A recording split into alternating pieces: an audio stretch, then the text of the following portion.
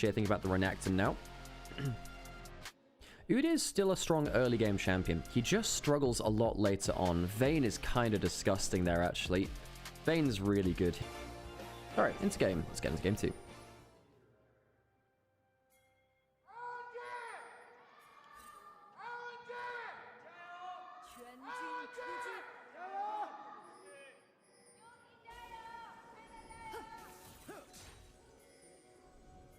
Okay. Going into enemy jungle is Climber. Ward over the wall. They spot it, but they spot that the ward's there, so they know they've been rumbled. Ultra Prime trying to go for this invade. Decent level 1 wards. Crocker's going to start on his wolves, and then he's going to respond accordingly. So, Ultra Prime don't actually have vision on where Crocker's starting. They think he might be running over to their side of the map. What Crocker might do is hit level 2 and try and fight Climber on his own red buff. We'll see how quickly he gets down here. Because if Lee Sin actually ends up hitting red buff with a Q, he can actually fight. So what's the plan here from Croco? He's going to try and skirt around vision. How quickly can he get here? Because Climber, he is on vision. They have vision of the red buff. He can blast cone over. Presumably there's a ward in here. This is getting close. They have the Q. It's going to come down to a smite. Who gets it? Who gets it? Who gets it? So close. And it doesn't matter. Climber backs off. He realizes he can't get it. Great understanding of Croco, that he can start off vision and then go to contest. Croco gets another great early read. It got down so close, because the first smite of the game is around 600 damage, right? Of course, grows throughout the game. Bot lane, we're under a bit of pressure there, but now suddenly, you know, Croco can go into the enemy jungle, potentially contest around that. He does need to take an enemy camp away. He does need that. Hawkshot will spot Croco out. Can they do anything here? Missing walking forwards. Does he go for a Q stun? It lands onto Xiaoxia. Does it force the flash? Yes, it does. The W after. Now, it is worth noting that Croco still lost the Raptor camp. He's down a camp in regards to Climber. Climber's slower on his clear, but Climber has all of his own camps available, whereas Croco lost one of his own. Sheer has the lethal tempo, has the exhaust. Quite happy to play that against the Udyr.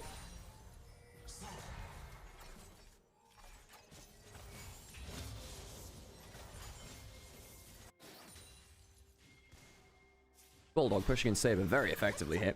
10 CS up already. Wow, Bulldog's doing a number on him. Climber's going for something big here. The Condemn does help a little bit. Climber has flash himself, though. I think Sheer's just dead here. He wanted to turn back for the auto attack. Exhaust goes on to Climber. That's not bad from him, but then the exhaust wears off. There's another Q. Tries to get the safeguard. Croco, good damage. Where's the Q? Goes on to Climber. Does he think he can kill here? I think he might do, actually, waiting for cooldowns. And now Sassy's out of mana. Ward hop forwards. Extra auto attacks through. Croco flashing forwards. Gets himself into a 1v2 situation. And he likes those odds. Q goes wide. But I think with Sassy having no mana, Croco can just walk at him. Sassy has nothing left in the tank. He's all out of gas and Croco's all full up. One last skill, it won't matter at all. Croco gets a double kill in top lane. Croco's Lee Sin, man. Why didn't they ban it? Why didn't they ban Croco's Lee Sin? Huge mistake from Ultra Prime, and Croco's just taken over the series. And the problem for Ultra Prime is they're not a great team mentally under pressure. They never have been. Ultra Prime are on, the verge of elimination. They lose this series, they're not mathematically out, but then they'd have to have a whole crazy amount of results afterwards, so they'd have to beat OMG, but then they'd also have to wait for every other result to kind of work in their favor. Climber no flash, can't really threaten mid lane here. Croco's going back onto his camps. Dude, when Croco actually finally gets his recall, he's going to be really happy. Didn't get double scuttled either, of course, because he took the top lane scuttle on the way out. I wonder whether Climber should have just gone for the full clear. I think Climber makes the mistake in going for the big play top lane. I think he was already a camp ahead of Croco. If he just full cleared through top side, I think you just take that, don't you? Maybe he was afraid of getting double scuttled. Croco might have been able to force that, but I would have thought Climber was okay with that, to be honest. I'm still being a camp. It would have been even camps at that point. Now Climber's just full centered on top lane. Sheer is still ahead. Sassy is still down 20 CS. He died very late from that play, which meant that he lost another wave top lane.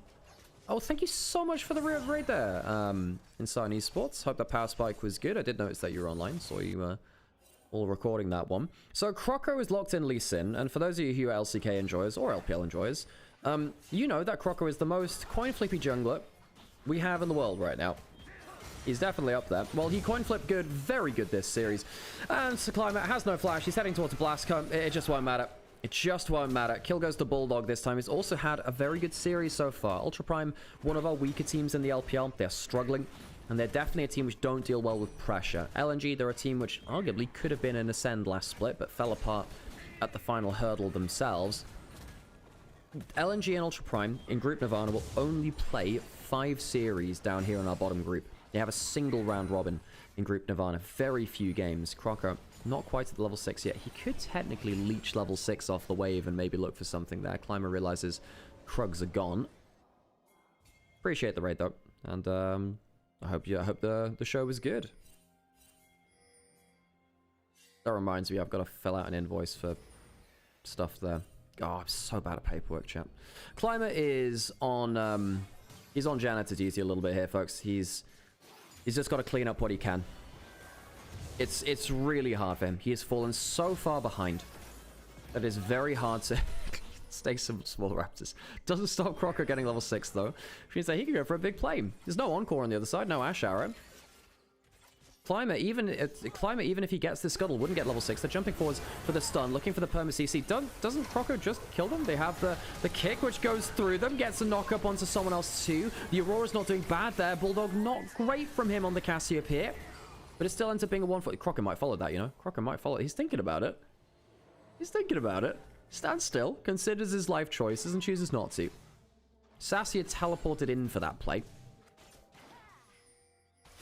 Paperwork usually just lays flat. I don't know what to tell you. No. But what if you want a paper aeroplane? Then you got to get the paper to work. Now, what if you want to get origami? Then you got to make sure that the paper works. Restraint from Croco.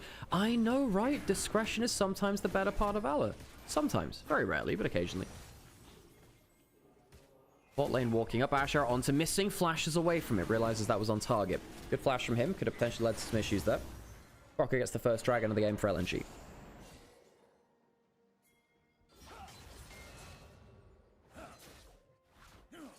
Bulldog still 800 gold ahead despite that death in that last fight. Croco further ahead because he has a lot of kills, like a ton of them. Going for the Sundered Sky build again. The upfront HP, very useful for the Lee Sin in this kind of game. Ulting into mid lane. Bulldog did use that flash in the last time. There's an Udyr around the corner as well. Miasma stops him from W Wig and he gets a great double ult onto 2 members. I think he still dies here though, despite it being actually very well played by Bulldog. You shouldn't be that far up without flash. It's a good ult to... his first one of the game from Climate. Sadly, even though the ultimate does stun the Pantheon midway through the W, it doesn't stop the stun coming through because it still travels.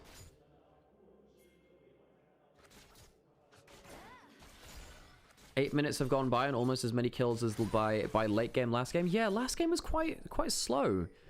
Took a while for us to get our first kills of the game. Croco decided that that was clearly not entertaining enough for us on the stream. You know, all of these conversations about League of Legends being in, you know, or esports it's more like WWE and about entertainment than anything else. Oh, they're taking it to heart here, folks, you know. Wingborn Storm from Sassy, getting good damage onto Sheer here. Looks like he's going for the Fimble Winset. Classic build here for Udyr. Needs the mana and gets a lot of CC to get those shields. Big shield scaling champion, that Udyr. Often goes for the shield bash with extra damage. Grubs taken by LNG. All 3 of them. I don't even think that Ultra Prime have walked away with bad... Hang on, that's an ult going towards the Flashless Cassiopeia again. He's backing off right into it. Great combo. Bulldog will get killed again. They have really nailed this Cassiopeia. Okay, good play from Ultra Prime. Henna had a poor game 1 on the Ezreal.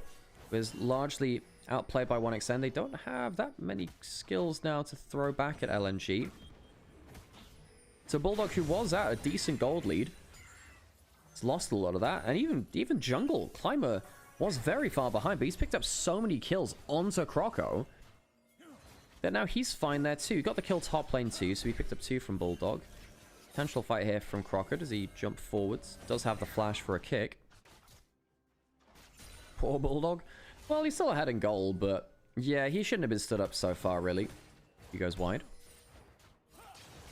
Always scary at this point when Lee Sin's at the one item mark. Because we saw it in the bot river fight, right? Where Croco is actually tanky enough to look for a big play. W out flashes to the encore, which does catch Croco. Does he have the extra the healing? He has it from the Sunder Sky. Not bad. Kick away onto the Pantheon. W. It's not quite enough. Flies in for the Sunder Sky, but can't quite get it. This time, Croco is not tanky enough. Now we start to have some interesting conversations. Croco, snowbally jungler from ahead or behind. That's the thing which we say the most regularly about him. LNG needs someone else to stand up and make a bit of a difference. Now suddenly Henna is 1,000 gold ahead. Not by the fault of 1xN, but just because Croco and Bulldog have been way too far up in a bunch of different times now. I mean, Sheer is also verging on 1,000 gold lead, and that's scary. He's about to cash in a cult. And once Sheer gets to, what, 2 items, we'll see what the full build is. Sometimes we see the Essence Reaver after the Hex plate. Sometimes we see Triforce for the extra bulk. But as soon as he gets that Hex plate, it's a problem. Hang on, Henna does have the ultimate. Ult for ult traded. That's actually better for LNG. The Ash ult has been really scary. Is the Jhin W up? It is, actually. I was wondering if you go for Jhin ult into trade. But I suppose they don't know where the Pantheon is for the ult now. And that's the scary thing. 1xN has Cleanse and Flash, so he doesn't have to be too afraid himself.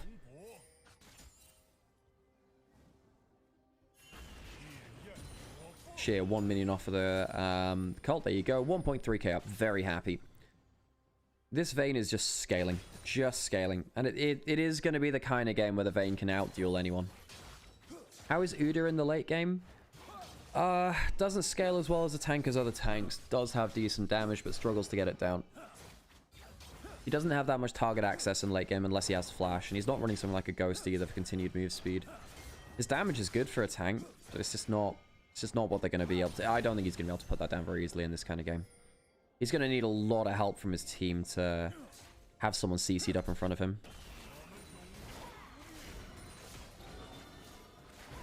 Lethal tempo stacks. Vayne does Vayne things. Scary.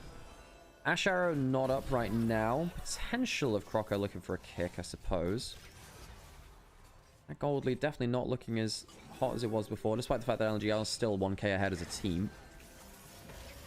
Henna, not bad damage onto him. Encore onto missing. Not bad from Henna and Shasha. Remember, they were given this crazy ultimate, this crazy combo. 1xN and missing chose to let them have the Ash Seraphine because, well, they destroyed them the last time. Why shouldn't they go for it again? After all, why shouldn't I? Ultimate from Shasha down. Ashar is still available.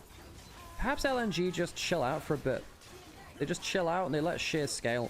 I mean, Sassy's not doing anything on the Udyr right now. Sheer's very happy to just wait until he gets XP and gold advantage. Sassy is behind 50 CS. I mean, the Udyr can't play. He's down 50 CS. The Cull's cashed in. Sassy's not doing anything with this lane. Reminder that, you know, Sassy is he is an Udyr player. He's comfortable on it, but there are some champions who just can't play it. Well enough, I was playing a game the other day. It was a casual game, but hang on, I might look for an ult down here. I played like Vayne into Trundle top, and it just feels like that class of champion, which are the run-at-you champions. Vayne just can't lose to them. Ult is going down bot side now. The Flash and the Cleanse. Gets hit by the center of the ultimate. Cleanse away.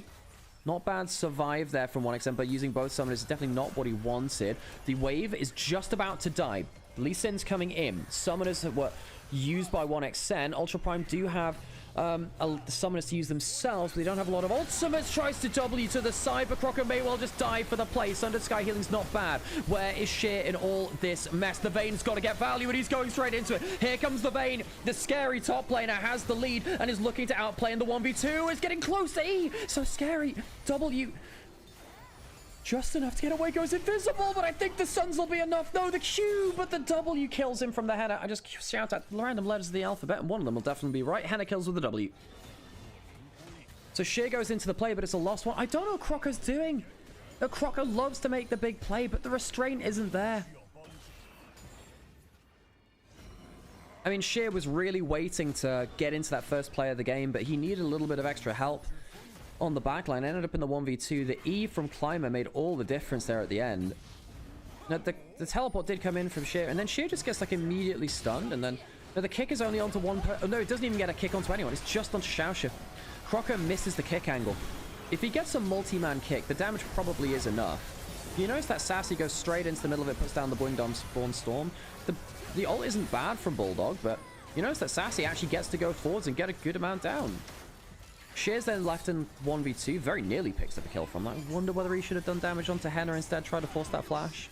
Last volley takes him down. That is bad from LNG. Ultra Prime, we said that they're not great under pressure, that early game had gone wrong again. Perhaps we'll revise that as this game goes on. Henna's in a great spot. Great spot. It's going for the Storm Razor Ash, which is good for kind of repositioning.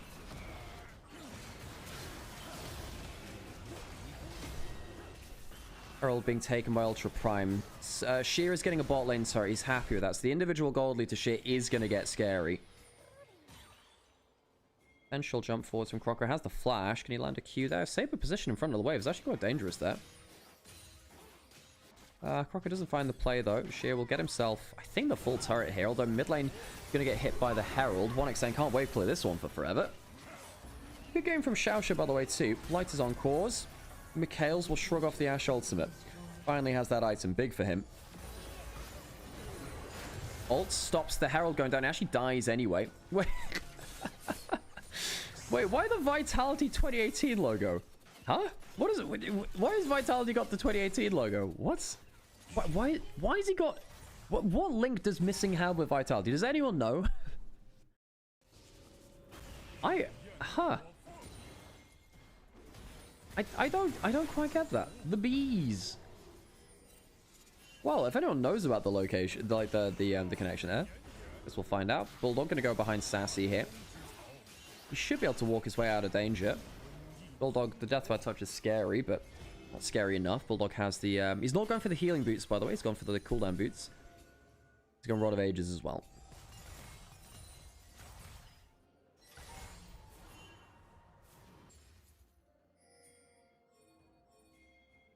Hang on a second. Shit. There's a Pantheon coming towards him. Goes invisible. Does he have a Condemn? He does. The Condemn's not bad, actually. It means that Climber has to go forwards with his own stun. Shear's getting pretty close here. Magical Journey. Not bad, but they don't have the damage. Too far up. Shear has not played the Vayne very well in the big moments. Too far up in that first fight. Ended up in a 1v2. Too far up in the side lane here now, too. He needs to use his gold lead better than this. You know, with this amount of gold lead, Shear, with the, you know, the 60 CS lead, he needs to be using this gold lead more responsibly, is what we'll say.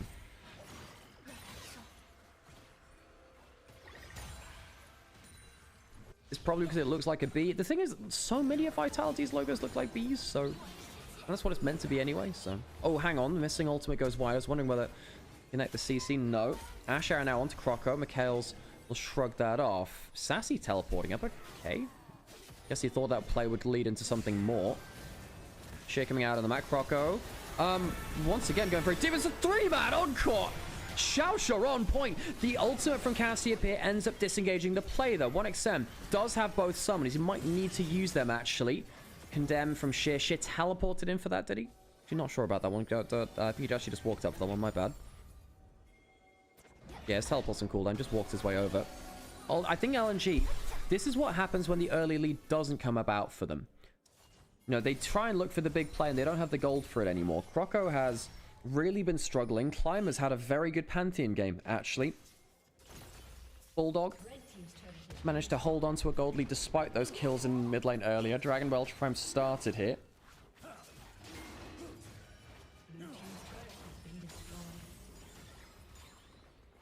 Bot lane turret goes to Saber. Wait, Yamato likes to tell the story that how that Vitality team was too heavy for Korean elevators. Oh, that's crazy as heck. That's funny as hell. Vayne is definitely a winning champion. I mean, it absolutely has been in pro recently, actually, and it should be. I think that Sheer has a good point. Look, this is the kind of game where a Vayne should actually carry. I think that Sheer committed to fights a little bit too early, and the way he committed to those fights was a little too main character energy for that point in the game. 1xN has his own Storm Razor now. Managed to close the gold lead a little bit against Henna, despite Henna's very good kill participation. We need Kalista top lane back. Look, I was a big Quinn Sanguine Blade enjoyer for a while, but that doesn't need to come back. It doesn't, really. Kalista top, Quinn top with Sanguine Blade was not very fair, really. Not bad trade there from Bulldog, actually. Ult lands onto Xiaoxia. No, sorry, not onto Xiaoxia, onto Henna, and I think he'll just die from the miasma afterwards. Ashe down. Missing dead too. However, the stun lands onto him. Croco behind him, and now suddenly LNG pick up the damage. Again, Sassy not at the play. Croco walking up, still has the kick. Xiaoxia does not have a flash himself. Croco going forward, gets into melee range, and I don't think Saber can save him. He'll go down. Xiaoxia, good game on the Seraphine, but this time Ultra Prime overextend, and they allow these extended rundowns. Baron started, no jungler on the other side. They've got the Vayne and the Cassiopeia for DPS. Sheer will roll away. Flash forward for the extra CC. Sassy trying his best. Croco going for the kick and gets straight onto Saber and delivers him into Sheer. Is the Baron still leashed? No, but I think they'll just take the kill. Sassy doesn't have a flash. He's got some move speed, but the Q stun from the Bard will mean the move speed. Boy, it's stationary. Don't get to use it. Double kill for Sheer.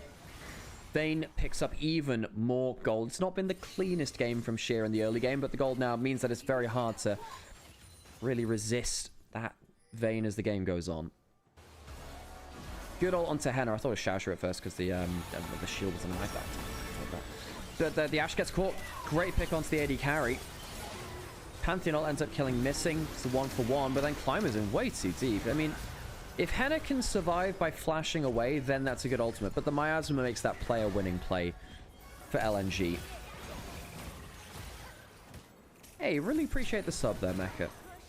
Good to see you. Hope you're doing well. It's been a messy series from Ultra Prime, really. Henna's had a lot better game 2 than he had a game 1. His game 1 Ezreal was not really great. Although, to be honest, I think the jungle matchup was bigger than anything else. Sheer is going for... wait, is he going for a fire cannon? Huh? Well, Sheer going for the Sheen... Not the Sheen, sorry. The Zeal item third. Gets the root there, 1xn. The Baron is started. They're two-manning it with the Cassiopeia, but because they're pushing in mid lane so hard, they don't see it right now. They could Hawk Shot over towards it. Climber's walking over now. Because of the all-seeing Baron, it is actually going to be seen going low. They might have actually leashed it. I think that Ultra Prime should actually try and kill it while it's low. No, they let it reset. I wonder whether they should actually have looked to try and take the Baron. Well, try and leash that Baron. I wonder whether they should have done. They don't get many opportunities like that. Push baiting right now. Croco walking away. Pantheon's ulting into the mid lane. Flash away. And that's a good condemn into the wall. That he's now off from Climber. Still has his flash. Bulldog going quite low, but he's doing a lot of damage back. Sheer's running at them. The Hexplate movement speed. The ultimate movement speed from the final hour. Croco, bloody hell, the last auto attack destroys them. Fourth shot from Jhin. Very consistent over this game. I think 1xn, while not being the main character, has been so consistent. Hasn't died the once, despite the pressure being put onto him. He's put out a lot of good damage in return. Ult onto Climber. Not really sure what follow-up they would have had there anyway. Dragon now in a minute. Ultra Prime failed the play, and Xiaoxia dies for it. Yeah, the Scout Slingshot, it doesn't build into something like Flicker Blades, right? I mean, Vayne is not really a fire... Oh, Fiend Hunter. God damn it, I forgot it built into Fiend Hunter. I was thinking, sure, Vayne is not a fire cannon build. It goes for the Fiend Hunter bolt. So he's going for like full ult cooldown reduction. And the first 3 ult attacks from the Vayne are going to shred. I haven't seen the Fiend Hunter on third on the Vayne that much. I suppose for a lot of Vayne games, the first 2 items are the ones I'm more interested in, right? So you can, like, obviously Vayne used to be a big Rage Blade builder. We used to see Triforce first. And now we see Hexplate into Triforce or the Essence Reaver. Dragon spawning now. Ultra Prime really want this. They're walking forwards with Sassy and the Roll Quest Teleport. Everyone in position. Sassy jumping forwards. Miasma stopping some of the damage afterwards. Bulldog's going low, but Sassy is 2 Bulldog alive for now. Gets the ultimate on Climber as a parting gift. Croco gets on to Henna, who just about survives, but not for long enough. Henna goes down. Croco, good assassination. Ends up being 1-for-1 as Sassy lives, actually. Croco's quite low. Can they walk back in? They don't have the final hour, which means that Sheer is a lot less scary. Q does land onto the Dragon. Q... not enough to dissuade that.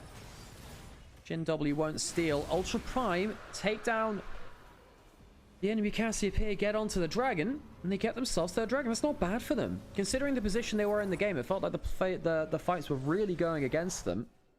They'll definitely take that. So what happens here? Sheer ends up tanking everything. Lot of CC. No, sorry, not Sheer. Bulldog tanks everything. Sassy goes forwards into the front line. Hannah very nearly gets the kill onto Croc and then walks melee range. That's not good enough, Hannah. You can't walk into melee range of a Lee Sin like that. That is messy. Yeah, loses the summoners and loses his life. Who's stopping the Vayne? My pleb brain says no one. Well, that's what I think too. Eventually, the Vayne does become unstoppable unless she walks into every bit of CC under the sun. There's a chance of a good Encore, a good arrow. But it's quite hard to consistently land CC on Sheer, and Sheer shouldn't be all-inning until that CC is used from the bot lane, really. You can also occasionally condemn the Pantheon out of the W, although it's a little bit of a slow wind-up time, so it doesn't always end up being like that. Sassy taking some damage here. Vayne will really start to hurt here. Doesn't have the Rage Blade or Blade to have no crazy anti-tank potential. This is much more of a bursty Vayne build, actually. Very good at dueling squishies. I mean, it's still good at killing tanks, but it just won't kill them as quickly as Vayne kills tanks with other builds. With, like, the Blade, Rage Blade on hit.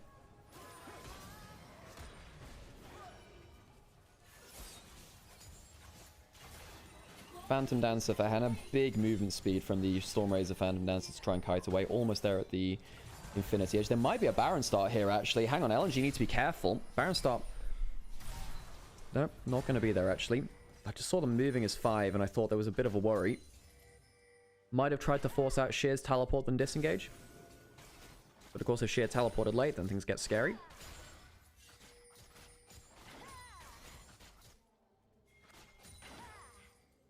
$3.5k lead for Sheer. That is an entire item up's worth of gold. Recall now from Sheer. I wonder what his next item is going to be. Another crit item. I guess he goes Infedge then. I guess he could go LDR. We've seen a lot of LDR third from Sheer, from Vayne players. Just for the extra % damage against high HP targets. It does affect your W against tanks. Sheer is the gold lead. Yeah, he is. And that means Sheer has to play well. So he needs to not get hit by the CC. Easier said than done. 3 items for both AD carries. Infinity Edge for Hannah. Whereas 1xN is stopped off, of course, for a bit more Mosquito build. He's still doing good damage. It's just that if he hits Sassy, then he doesn't really do that much, right? I mean, to say that, Sassy doesn't have a crazy amount of armor. Bulldog even in gold with Saber now. Saber's had an okay game on the Aurora. Bulldog was better early, and then they threw like a million ults mid lane. Bulldog has the flash. Good ult catch. Only catches... So he catches 2. Catches Xiaoxia and Climber. Now suddenly... Well, yeah, that is not a tanky tank. Sassy gets destroyed. Udyr is just not tanky enough. The late game value is just not good enough from the Udyr. Baron... Not going to get started by LNG. No tank in the front line. Sassy caught out. Good ultimate from Missing. He's had a few of them. Worked wonders in these team fights. Their engage is now sort of gone. Saber misses the E. The Q not landing onto Xiaoxia. Missing gets the angle wrong. Hits the champion, but not the wall. Or the champion behind him. They back off now. I think they realize that with Missing not hitting the skill shot, the fight's over.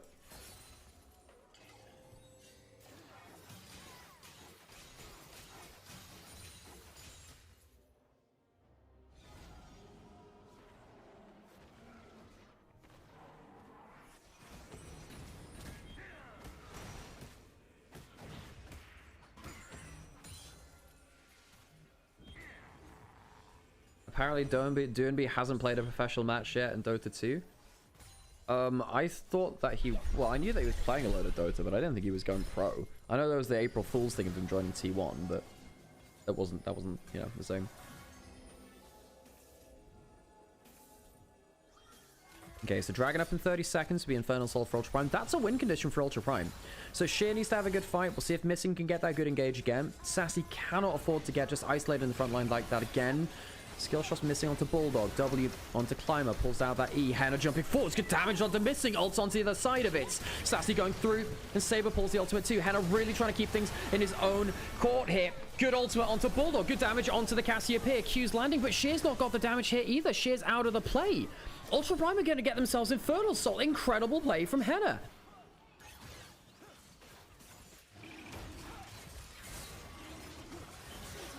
Dragon goes down to Ultra Prime. Henna takes business into his own hands.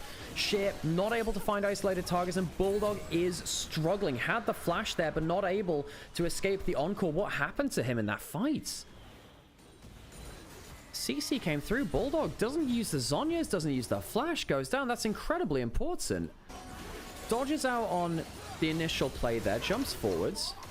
And then what happens here? Henna goes forwards and gets some crazy damage onto Missing.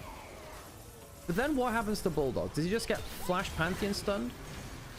Aurora comes forward. Bulldog away from his team, just Flash Pantheon stun. Does get an ult through. Could have Zhonya's there, could have Flash there, I suppose. Bulldog goes down.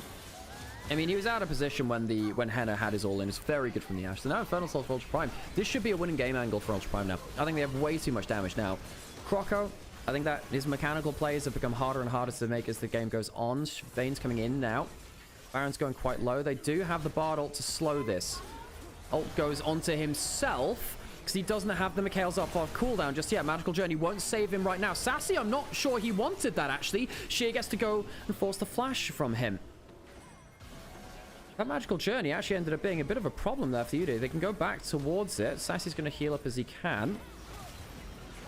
Vayne doesn't have the ult. Halfway off cooldown there. Croco going around the flank. Doesn't have flash, but might be able to find someone. Q misses.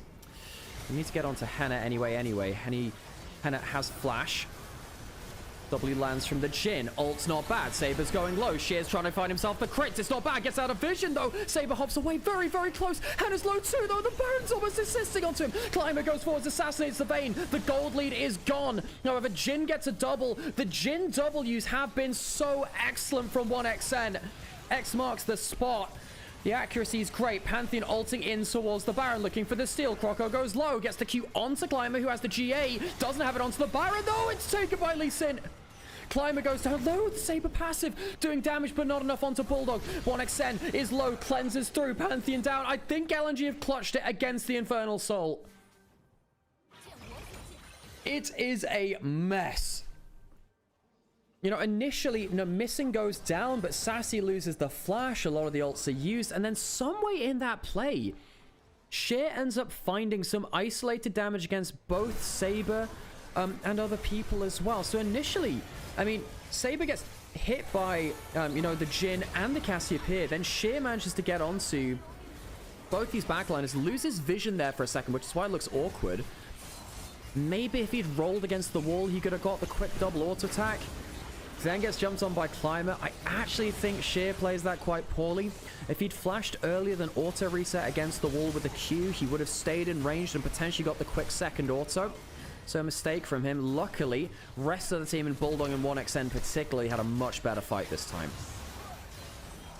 Bulldog just about living that. Bloody hell, that was close.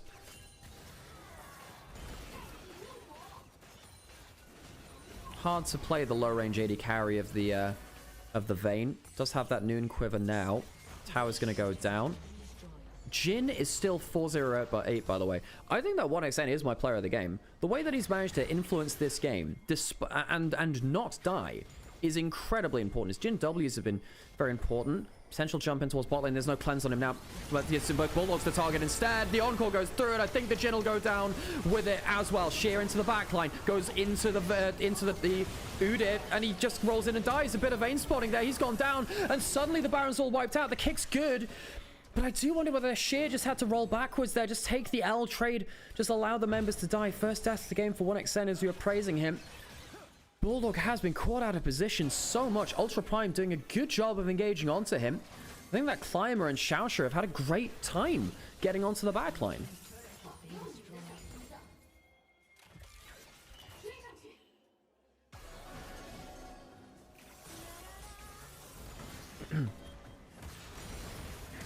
Hang on, Croco flashing away. Did damage from mid. Whoa, hang on, Henna's just exploded. Croco gets the damage down, does die on the other side of it, but it's a 2-for-1. Croco, insane playing from him, despite being behind the game. 7, 3, and 10. Has felt like Climber's been the main character there for a bit. Croco gets an insane burst of damage. And then suddenly, you know, like that's an incredible amount of gold onto the board again. It means that Ultra Prime don't get to control the map before the Elder spawning in a minute. You know, they're going to be back up and alive again. But Croco's going to stop them from getting wards down. It's going to allow LNG to get their recalls, their resets off in a decent time. That's really not a bad prize for Croco there, but does lose the flash, importantly. I suppose on the other side, Climber does too. Vayne pushing out top lane.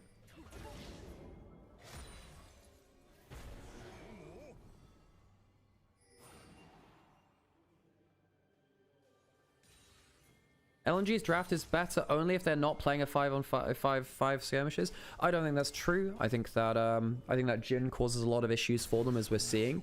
Ultra Prime are better in the 5v5, but LNG, particularly with someone like the Vayne, if Ultra Prime mess up their engage, the Vayne, if the Vayne plays well, should actually be able to find some decent individual fights, especially at this point in time. Particularly because this draft, LNG have a lot of very powerful individual members, right? You know, the Lee Sin's good against the Pantheon early. The Vayne is always good against the Udyr.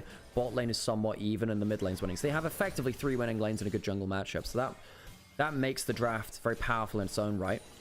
And they did get that lead onto Sheer. Sheer has that LDR now, so he is going to be doing so much damage towards Sassy. Hang on, Saber. Hang on, Sheer rolling forwards. Missing the combo, though.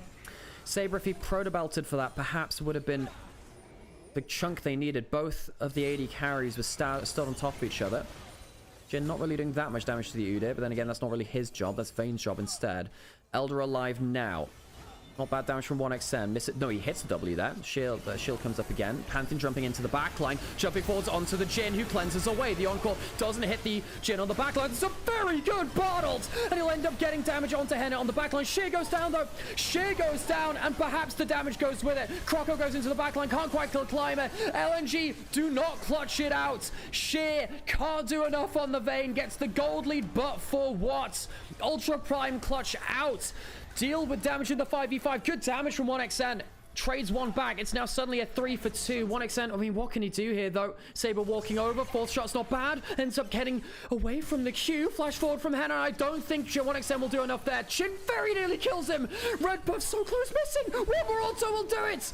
1xN a missing combo up to kill Henna. Perhaps the game not over now. Missing will die for the attempt, but it means that Ultra Prime will not have 3 out of 5 Elder Dragons, nor can they end the game.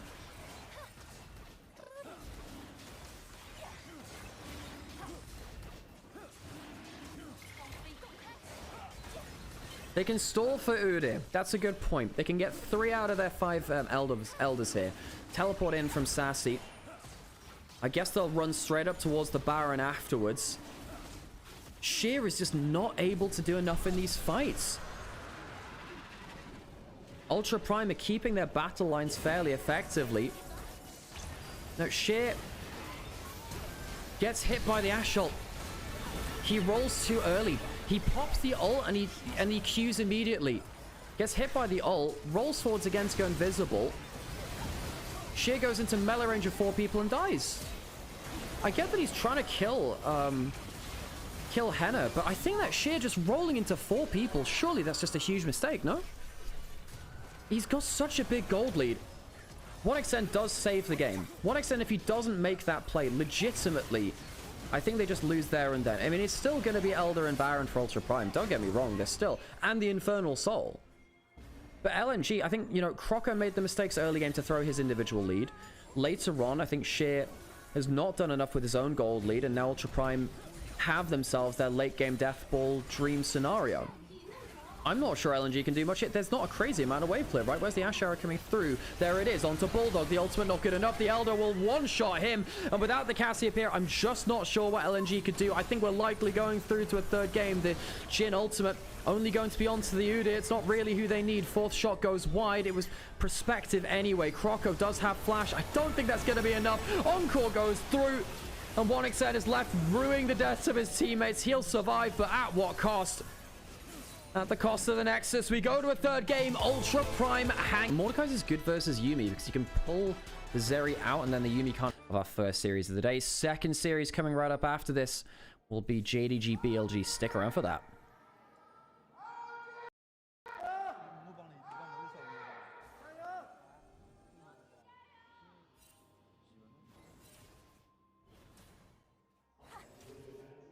$600 total games for LNG in the LPL.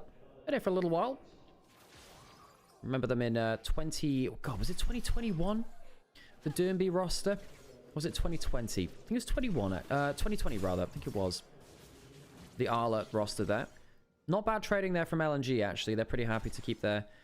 I mean, I guess Xiao is pretty happy to lose some HP as Yuumi and not die for it. No wave control for the Henna here. Doran's both at 1xn start. Looks like the overlay is broken, so we're back to the old one.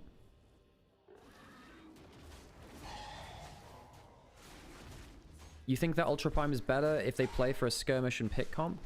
I think it's the opposite, actually. I think that because you have very powerful individual champions like the Gwen and the Yone and Trundle, who's so good in 2v2s, I think that's a mistake, actually. W not quite tagging on the wave there.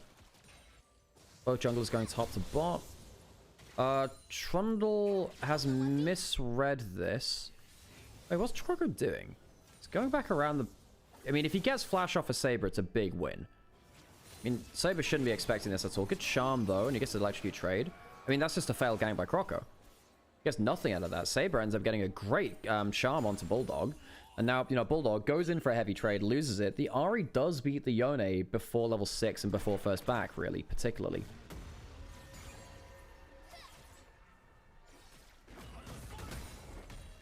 $600 games in the LPL. Wow, they played like 3 weeks in the LPL.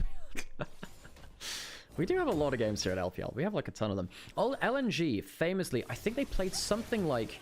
Good electrocute trade there from Saber, actually. They played, I think it was 24 games in a week. I think it was. Because they played, or like 2 weeks. They ended up playing 5 best of 5s in 10 days, something like that. Or 14 days. Back in summer 23, they ended up playing, I think it was 4 playoff series and then 1 regional qualifier series. So they ended up playing 5 best of 5s back to back, and only 1 of them went to 4 games. So they ended up having 5-game series for almost all of them. So I think they had a 5-game series versus Weibo, 1 versus JDG. They had a lot of close games, actually. And then they had the 4-game series versus EDG in the qualifiers, where Allah's Jax took a game off of them. That was Uzi EDG back in 23 summer. So LNG have had some very long playoffs runs at points. That's to be corrected. Well, I mean, no, you're not completely wrong, right? You've got Zeri and Nocturne on the other side, which are great at pick comps. It's definitely going to be a very interesting game to see how skirmishes and 5v5s work out. Because in 5v5s, LNG don't have much CC. Their CC is a Trundle Pillar and a Yone, and Yone Q if he stacks it. However, in skirmishes, they have just a crazy amount of mobility. Whereas Ultra Prime, I mean, they're not that they aren't mobile, but someone like a Yone and a Gwen can chase you down very nastily. Sassy does get the QW trade there. Whereas if you look at picks, for pick comps from Ultra Prime, you have Zeri and Nocturne who can fly into the play from quite a long distance, because the Zeri can fly over walls. Ahri can do that too.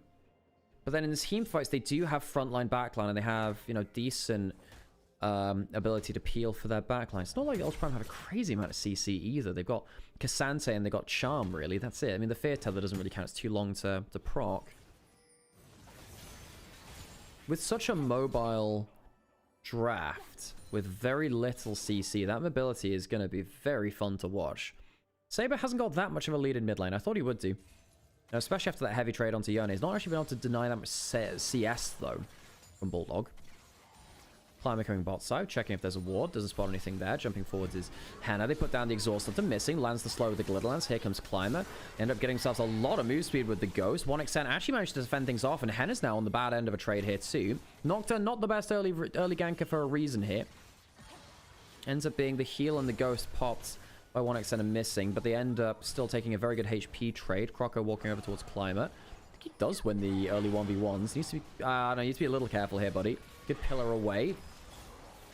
The extendo beam not landing from the Zeri. This is getting a little bit spooky for LNG. Trying to go for those coin flips again early.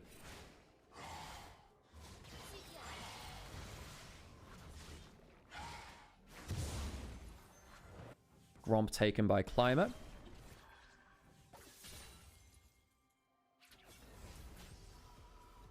Ultra Prime, I mean... Oh, by the way, another thing here too is the Doran's Helm for Sassy. The first one I've seen in the LPL. Now, I saw some people saying that, wow, this thing is so bad. You need HP regen. Looks like the overlay is now, well, they tried to reload it. That doesn't look like it completely worked out. So like, wow, Doran's Helm is bad because you need HP regen. Doran's Shield is broken. And yeah, I mean, that's still true. And that's why we see Doran's Shield built so much. But basically, after you get like one back, you do start to outscale with the Doran's Helm as a starting item. So as long as your first few levels of the game are not bad and you have a decent matchup to play around, the Doran's Helm is actually very successful. Sassy getting engaged onto you from the level 6 though. Sheer pulling out the needlework and has to flash away. Was caught on the reset. Thought he was safe to recall and maybe come back to lane. Not so. The ward in the brush gives him away.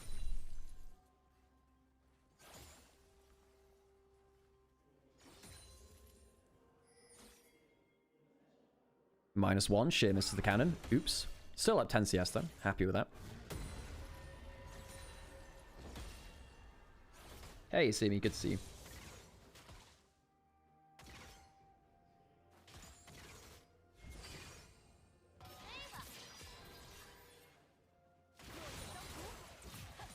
Bot lane, 10 CS lead for 1xn. Top lane, a 10 CS lead for sheer. Mid lane, better for Saber. Unlike last game where LNG had, like, kind of winning everywhere.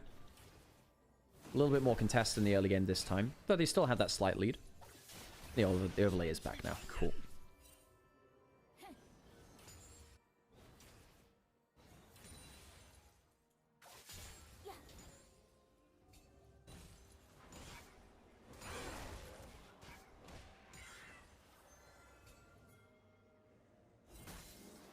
Croco gets vision onto Climber, blue buff being taken. Level 6 here for both junglers. Croco with that subjugate will be really important for LNG. Now, he will be their front line. If you can ult the Cassante, he's very, very happy. Even ulting the Nocturne is not a bad idea.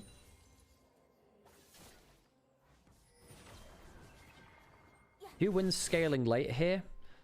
Probably LNG. Hang on, ult down towards bot side. Jumping away is the Lulu. Gets the Glitter Lance. Climber, not best first ult of the game. Hannah pops the ultimate to try and dissuade 1xn, who also ends up popping the Cultivation of Spirit. You have all summoners available for Ultra Prime, so not easy for LNG to force anything back onto them. Do you get the Pillar? Glitter Lance, the Arc of Judgment coming through. So flash away from missing. Ultimate use from Climber. No big advantage gained. The ultimate from 1xn used, but I mean, it doesn't really need the ult to fight. It obviously makes you much more scary, but in this kind of game, there's not that much CC. You don't need to immediately jump away with your ult dash. Rocket going towards the dragon. Is it going to reset fully? No, not quite. Keeping it leashed.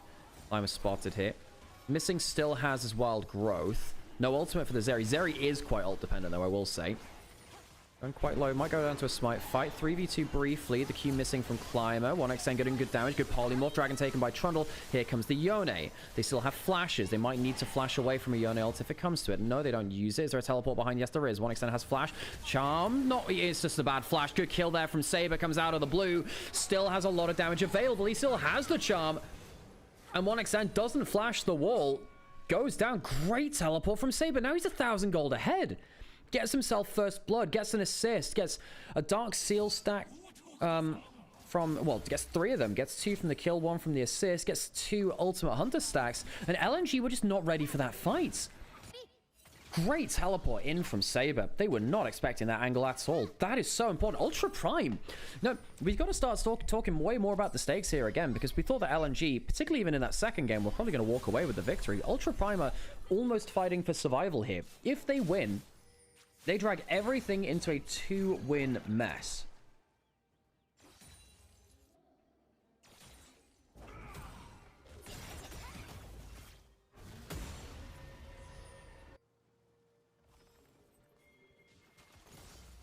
Is there such thing as Zeri Yuumi in LPL now? We have. This is the first one of the split, I believe. But we may see it some more. We saw it once in... we saw it in LEC. It was Paduk that was playing it, did quite well on it. He went for... Hexblade's been quite common for the Zeri, just having your ultimate is so important for this champion. But also having the Gluttonous Greaves, the healing boots, is really nasty. Saber by the book? I mean, Magi solves a lot of issues, folks. If Saber goes Magi's, you feel a lot more safe to go towards something like a Zhonya's as well. Could be quite powerful. She uses ultimate, by the way. On cooldown there, use it in a trade somewhere off screen.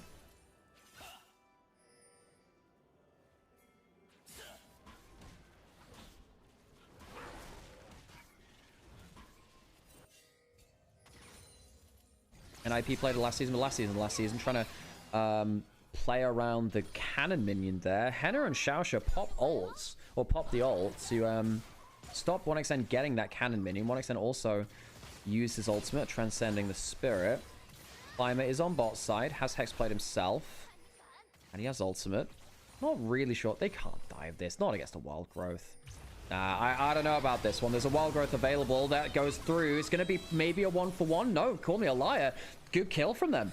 End up getting the kill very easily onto 1xN. I thought the Wild Growth would be able to get the CC under turret, but not quite. Missing. Not quite able to save his AD carry. No heal there. Good kill. 1xN now sent to 0 and 2. Saber, good trade onto him by Bulldog. Bulldog waiting for that first item. Saber, very good first play of the game from him. Ultra Prime, they're off the ground early. Their early games have not been great this series. Can they stop the recall here? Oh, Close does have the E. Does stop the recall. Gonna run at them now. Does he have the ultimate? He does. Hannah has flash. Might be able to force it out of him. Can E wall right over. So it's just going to be the subjugate. Hannah will live for now, but he's going to be delayed on his reset by about 10 seconds.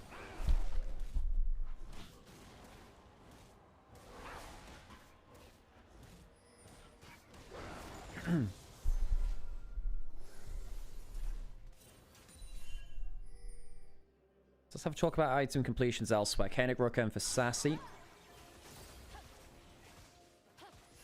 Kraken Slayer for 1xN. Ardent Sensor for missing. So 1xN is strong, even though he's, died twice. He's strong. There's a reason why Ultra Prime have been firing onto him so much. I think the Nymaera is in a good position to do a lot of work this game.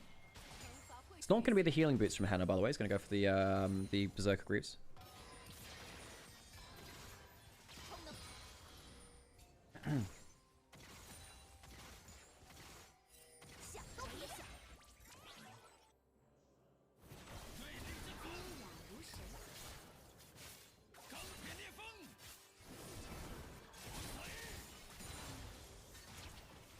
Game's slowed down a bit. Feels like we're, with so little CC in the game, we're playing around ult timers, particularly from the Nocturne, and wave timers around bot lane, it feels like right now.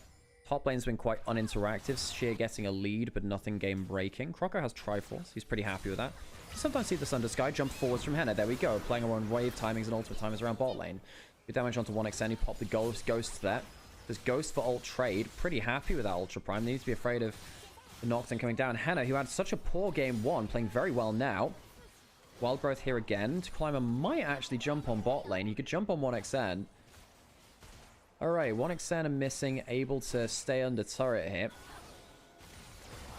Still here. They have their flash. No ultimate from Henna. The ultimate's coming through from Climber now. Wild Growth onto the Trundle. Uses that subjugate. Not a great DPS check there, actually. I think that Croco is playing with a lot of bravado, but I don't think he's got the muscles to back that up. Did come out with the Triforce. I mean, it's not weak, but at that kind of HP, Ultra Prime doing a very good job of just playing it slow around the Hexplate ultimates. Saying, okay, you can walk up. We'll fire ult to you. We've got Hexplates. We'll get our cooldowns back earlier. And the Dragon goes over to them. The Gold Leaf's not exploded for LNG, and Ultra Prime, a team that has famously done very poorly when it comes to these deciding series, doing quite well here now. In LNG home territory, in Suzhou. 1xN, the talisman of LNG, not having the easiest time. Now, Climber went down there early. Henna playing much better than that first game. Bulldog will get himself the turret. That's the first turret of the game, actually. So there's a good amount of gold there. Over to Bulldog. Evens up what was an early lead for Saber. Potential fight hitch. Saber goes in. The charm goes wide. Missing. Flashing away from the fear tether. Croco is pretty low here. Saber could jump forwards. One more skill shot will do it. The Mulligan just puts him so low. Q goes wide for the Nocturne. It's so close. The auto attack will do it. Saber picks up another 2 Dark Seal stacks. And Croco dies early. That is horrible news for LNG. When Croco starts to go off the boil, he goes ice cold. Saber, great angle. Missed that first charm. Didn't quite predict that step to the side. And everything's going well for Ultra Prime early. despite the turret going down to Bulldog, I think Ultra Prime are very happy here. Getting that Herald, very happy with it. LNG, they are technically a scaling team, but the fact that the Nymaera Lulu is not getting much value out of this early game is a problem. The Zeri Yuumi is a scary thing. Jumping forwards again, not respecting the Nocturne. You had no right to be there. Climber gets 2 in the bot lane. Ult through from Sassy. The Yone does not like the K'Sante matchup particularly much. Bulldog forced onto the defensive. Does Sassy flash for this? He does actually. E to the side by the Yone, trying to stack up that Q again. Sassy flashes, doesn't get that much value there. I mean, 1xN are missing. We thought they were so kind of like overpowered for this level of play in Nirvana, but Henna and Xiaoxia in games 2 and 3 have been their equal. They've done very well here, and in this game, the Zeri Yuumi done very effectively. Bulldog teleport up in towards topside. Saber pulling the ultimate, catches him on the end of it. Q flash, and that'll be a dead Ahri. Does he die in return? No. Very important play from Bulldog. Manages to catch out Saber, who was snowballing, takes away the Dark Seal stacks, and gets himself a kill. That is a big momentum shift. We were just talking about how Ultra Prime, this was looking really good for them. LNG needed something to give themselves some confidence, a bit more gold in pocket. That's big. Did use some big summoners for it, but hey, they'll take those. Saber off the board.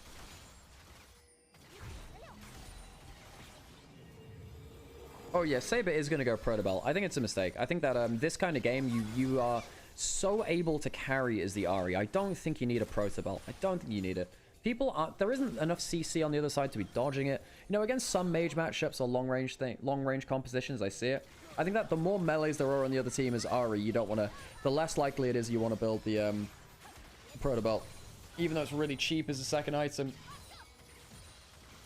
Stuff like Lich Bane or Shadow Flame really gains so much value against this kind of compo. You're sole AP, everyone's very low range, you're likely to be hitting people at quite low HP because everyone's brawling so much.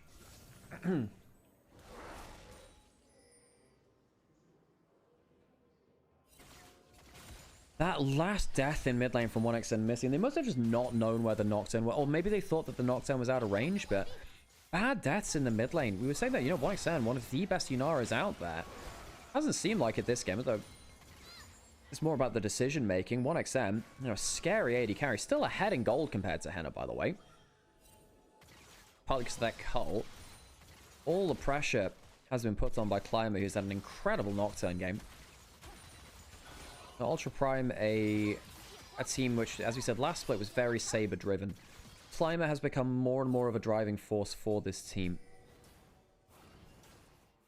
At the start of the year, when they went into Masia Cup, Ultra Prime had quite a different roster. Ended up dropping some quite promising players, actually. There was a promising jungler that played for them in Demacia Cup, and they didn't stick with him. Not a big name by any means, but someone which we wanted to see maybe a little bit more of. I was quite surprised to see him not play for Ultra Prime, but Climber, credit to him. He's managed to get some good value out of his time on this squad. Ultra Prime 5 kills ahead, but even in gold. Yeah, the CS advantages, the cull, and the first tower making a big difference there. There's a 20 CS lead in top lane and 3 plates. Oh, 1 plate difference actually in top lane overall. Saber jumping forwards in mid lane. Climber looking for the extended play. Trundle alone here. Here comes the Nocturne. He's just way out of position. Croco, you are nowhere close to teammates. You can't path that way. He was afraid of them diving onto it, but surely just go into the Raptor pit there. Flash over the wall if you're in danger. Don't put yourself any closer towards the enemy champions. You're not tanky. Croco, I just don't get that. Climber jumps onto him. Saber finds the angle. Dragon will go down. I suppose with the ultimates down, maybe you still choose to fight. 4v5? No, they don't look for the engage. That's a lot of ults. I wonder actually whether they should have looked for the fight. Even then, away from towers. Croco. We do say it very often, but he's such a feast or famine jungler.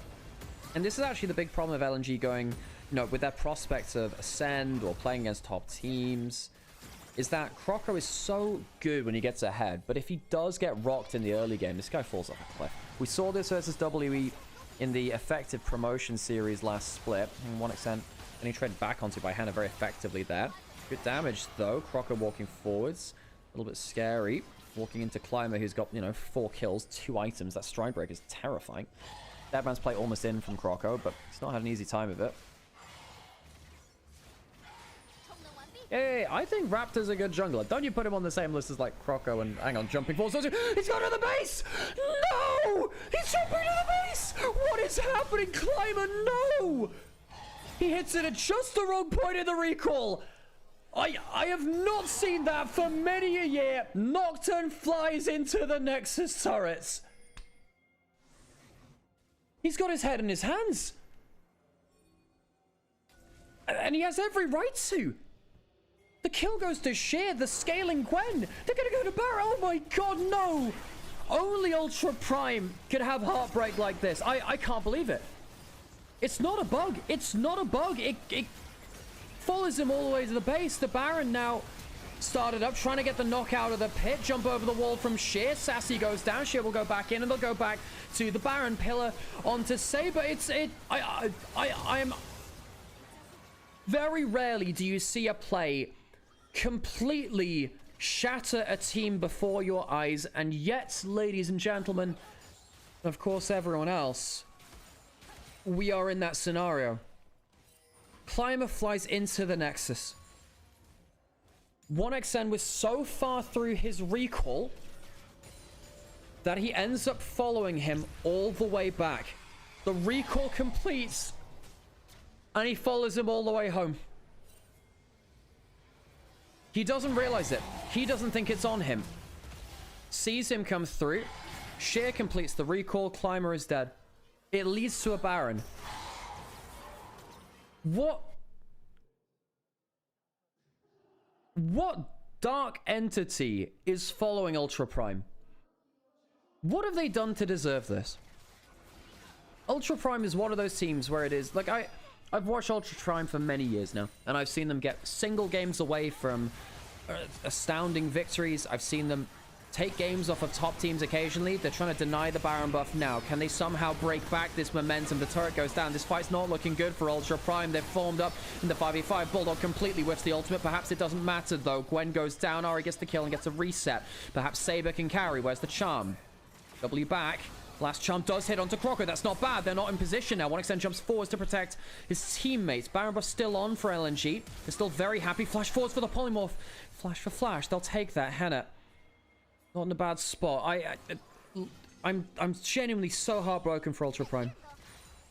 I'm so heartbroken. I cannot believe it. Well, that's going on Reddit. I cannot believe it. That actually might end Ultra Prime's year. That actually might end Ultra Prime's year. There's no way to cancel it. So you... Oh, God. I mean, I don't think Nocturne can cancel his own ult with Flash, right? I know that Akali can with E. This may be how Ultra Prime dies this year. This may lose them the series and effectively relegate them for Split 3 in a game where they were favored to win in a series they fought their way back from. I'm so sorry, Ultra Prime fans out there. I'm so sorry. You don't deserve this. That is just... This is horrifying.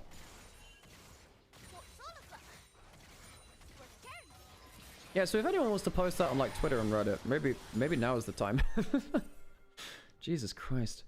Nocturne or others can't cancel his ult when he's already flying. Bloody hell. You can do that with some ultimates, but not that one. I mean, Akali can cancel E. That's the big one, right? But I don't think Warwick can cancel his ult. They're jumping in towards mid lane. They do have themselves some extra move speed, and he's gone too deep. This time, he's gone very, very, very deep, and he's going to die. 1xN gets the wild growth. Henna now alone in the front line. Sheer gets into melee range, and it's a double kill to 1xN. Ultra Prime, they were winning these before that horrid play. Saber has his ultimate. Charm Flash dodged away from great reactions by 1xN. Saber can't save the team. Ultra Prime have lost off of a Nocturne flying into the Nexus. I can't bring myself to be happy about this. I cannot bring myself to tell you this is how the series was meant to go. Ultra Prime, they are truly the Greek tragedy here in the LPL. Always so close, but never quite across the finish line.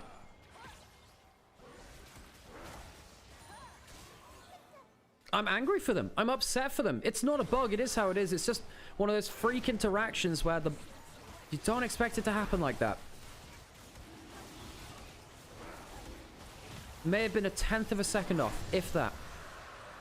Dragon goes down, 2 for 2 now. Baron buff is worn off, 7,000 gold lead or thereabouts, but over 6,000. I mean, now he doesn't have the stats. He doesn't have the stats, and now he's going too far. I think the tilt set in. But how can you blame them? Henna goes forwards next. Next on the chopping block. You can just see... this time you can't blame them. This time you can't blame them. Teleport behind them from shit.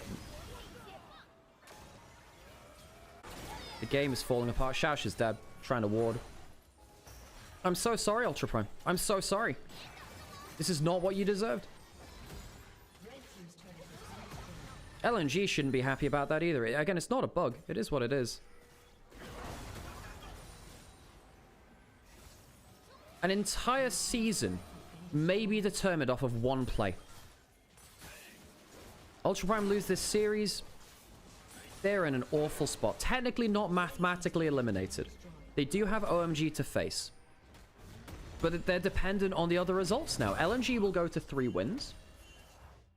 And then the problem is, you know, if TT and EDG...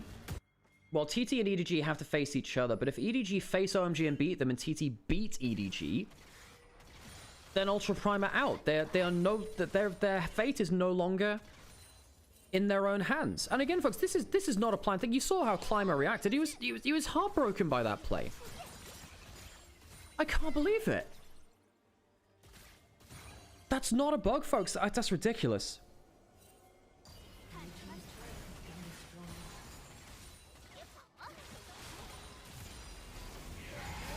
Hang on, jump into mid lane. Not bad. Oh, no. Climber has to flash out. Almost dies there. Sheer into the back line. Anyone else coming up? No, Yone stays in bot lane. They didn't commit to the fight fully. Bulldog did have teleport. Chose not to use it. Baron is alive if the play goes badly after this point. Henna pops the ultimate. Was afraid that guy was going over the wall. Bulldog on a flank angle. Sassy's now alone. He has to flash away. Bulldog has himself a Q to stack up. Sassy uses the W now. Now he's not unstoppable. Now you can cast the ultimate if you want to from the Yone. I don't think they'll even need to. Sassy goes down. This is a team mentally collapsing before your eyes, and I cannot blame them. Wouldn't you? Wouldn't you in the same situation? The Baron will go to LNG. That'll ride over into the Dragon. An entire team season might be determined by this. Reminder, if you finish bottom 2 in Nirvana, you don't play for about 7 months of the year. You don't play in Split 3, and then you have to wait until January next year. Your year will end in May.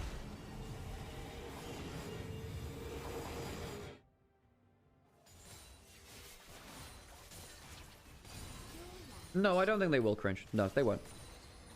No, and why would they, you know? They were winning this game, and that is not something which you plan. That is not something which you plan. That is not a bad decision. That is half a second. If that. That's like a 1/10 of a second. There's nothing intentional about that. Jump in towards mid lane again. Jumping on towards 1xn. They disengage him once more. Goes into the GA this time. Bulldog goes low. Misses his ultimate whiff again. Here comes Sheer into the middle of the team fight. Climber dies. Minute till Dragon now. Sassy alone on the backline. Brought up by Crocker. Crocker probably wins this, by the way. He's put the subjugate down. Ari's died on the other side. The 1v1 between top lane and jungle keeps going. Henna dies. That'll be the end of the series. Ultra Prime. I am so sorry. I am so sorry, Ultra Prime. You didn't deserve this. LNG will win this series 2-1 off of the most freak of interactions. It's not a bug. It's 2-1 to LNG, but ladies, gentlemen, and everyone else, I can't... There's a global for Honky, none for BLG. This is a very intricate draft. We're going to go into a quick ad break to make sure we can talk about these compositions. JDG, strong lanes here on the whole. These fights are going to be explosive. You're going to have Vi flying to be loud. Cover your ears. And call your friends to come watch, though. Let's get into game 1.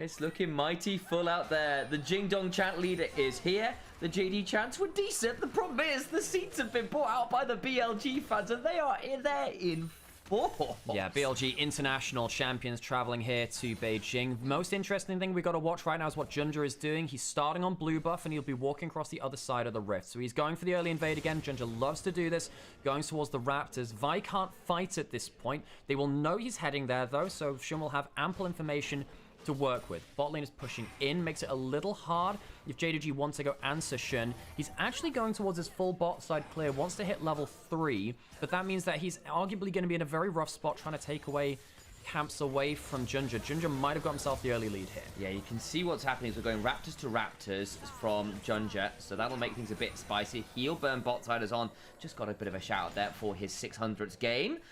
For him as well, been a staple here of the LPL. Make no mistake about it. Looking instead for a potential look around, might look for a red buff fight. No, he wants to look onto Hongyu. He wants to go for Hongyu because he doesn't really have any way into Jarvan. Here comes the Q cooldown now. Hongyu needs to start trying to sprint away. The weirding slow flash for flash, and Hongyu should get out, but he's down both summoners. That is a very good escape from Hongyu, but the wave's in an awful spot. At least he gets a good trade onto Knight, who doesn't miss that cannon. That was quite close. Junja is ahead in the jungle matchup, though. He went Raptors to Raptors, so he's gotten that camp's takeaway from Vi, and Vi wasted a lot of time there going for that mid lane play, which means that she will be down a camp in the individual matchup. Now, we know that JDG love playing through jungle advantage. It has been the meta since first stand. In fact, Shun was the best jungler in the world at that through early jungle pathing. Shun is trying to go for some hyper ganks early. Xiaoshu going under the tower, uses that W. He has a ward here, has flash. Bin flashes for the slow. Does indeed, and it's a big chunk of damage as well. Does have the flash. Shun can just walk at him, though. Forced to flash the decimating smash. The Vault Breaker lands. I don't think they'll quite have the damage. The last auto won't come on through for those denting blows, but hey, Chunk's in. So this is now going to be a double scuttle for Jarvan. Okay, I'm actually not sure this is worth for Shun.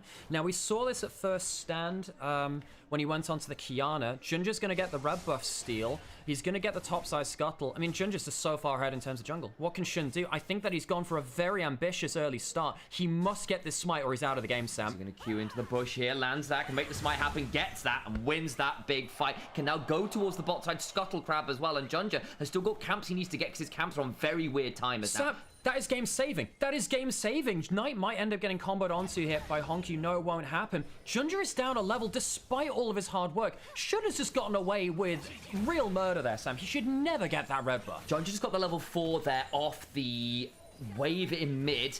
Shove in bot side, shove in mid means realistically it's still double scuttle. Vi should be able to keep farming up well enough here, and Shun has gotten away with it. That's the big thing, right? Junja's going to have a slight lead, but it should have been so much more. I mean, it should have been Shun kind of locked at level 3. Junja won't get anything down. He might just drop a flag for a poke onto him or something.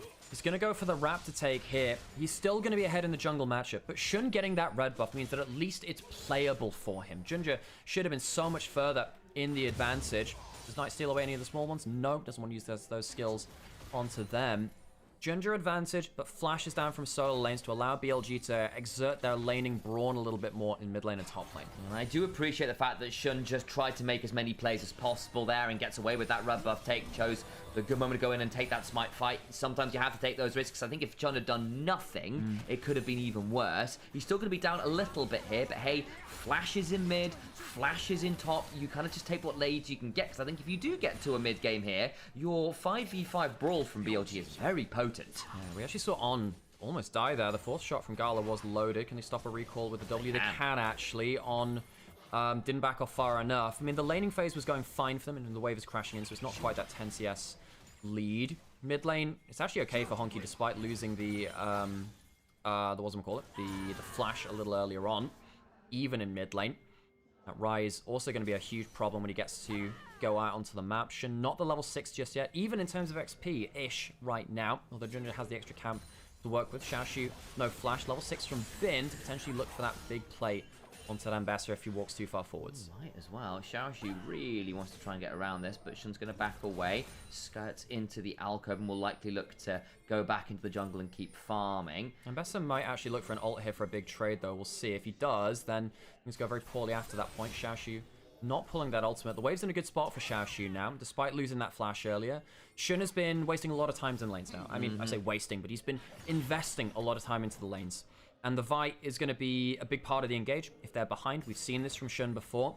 You can just kind of go in and get popped. BLG, they're getting a little bit nervous here, I would imagine, actually, with Junja getting into the jungle consistently. Several camps taken away. Farm advantage. It's tunneler for tunneler in terms of components right now, because it's about half a level between them. Shun's going to have to win some smite fights to keep himself up in XP. Yeah, the reason he was playing around that top side was because there was no camps to be taking, so he just kind of had to do something. That blue buff being fought over. Vampire and Garlet in the river, though, kind of denying On and Viper the easy access over, and it's going to be that smite win from Junja. There's no real contest from Shun. Junja's not going to smite, so he's going to look to smite the Gromp, so it's not a smite contest. Shun just has to back off because he's aware of that level 6, and this is what I was saying about that red buff steal earlier. If that had gone over, obviously it's unplayable, and you can see that it's still continually an issue. Imagine how much it would have been, how much worse it would have been.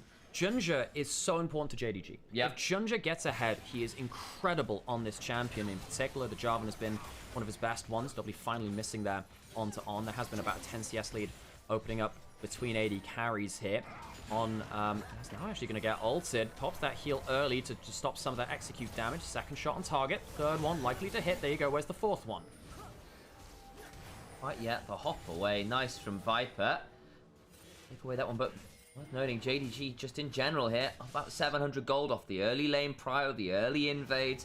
Work from them. Gala in particular having a good showing of it so far on this Jhin. He's gone for the DFT by the by on the Jhin. It's into a squishy enough comp that I think you can get some value out of it. And I suppose as the Jhin, you're not really tasked with dealing with the Sion, and if you are, you've picked the wrong AD carry. Oh, hey Cower, by the way, thanks for the follow, I appreciate you. Going into the enemy jungle is Shun now. Vampire trying to stop the ult coming through from Viper. Sorry, the round wop is coming through onto Shun. Does he have Q? He's going to have it stopped. Honkyu's got the level 7 here. Junja does as well. It's 2-level advantage in the jungle, but over comes Bin. Makes it spicy. The public execution doesn't get quite what they're looking for. Junja with no flag and drag goes down. All the while, Shun's still just about alive for a second or two longer. But remember, the flash is just about up from Xiaoxi, so might be able to run away. Will need to. Makes it the 1-for-1. 2-for-1, Junja and Honku go down, so BLG win the skirmish because Knight and Bin get better AoE damage in the play. Also, On is at the play. The Seraphine makes its way over, and JDG don't spot, so we'll watch this again. They think that they have the numbers advantage, but On sees the play coming. He's on the reset, and JDG, they don't spot the overall map play. Very good in their combination between mid-jungle, but On makes it to the play first. The only reason this is salvageable is the fact that Xiaoxu gets a kill. Xiaoxu getting it onto Shun as well, so Shun can't get into the enemy jungle to steal camps, is very important. We know that the jungle difference in terms of the XP and farm is really important here in this game. If Shun had stayed alive, he would have gotten that top quadrant, not able to do so. JDG maintain a lead, at least in XP, through jungle.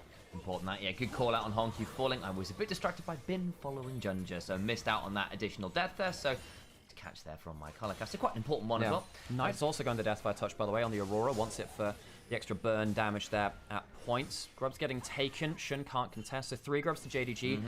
This is, again, JDG classic style. Get Junja ahead with the invade meta. See what he can do with it. BLG, somewhat classic for them too. Leave Viper alone in a 1v1 or a 1v2 on roams, and the solo lanes are the ones which end up providing the firepower for BLG. The gold lead has reduced a little bit. Both top laners ending up getting a kill from that play. I mean, the Sion is going to have significant damage onto him into the late game because of that Ambessa and the Rise. Viper should be okay. He's got flash and he's got E.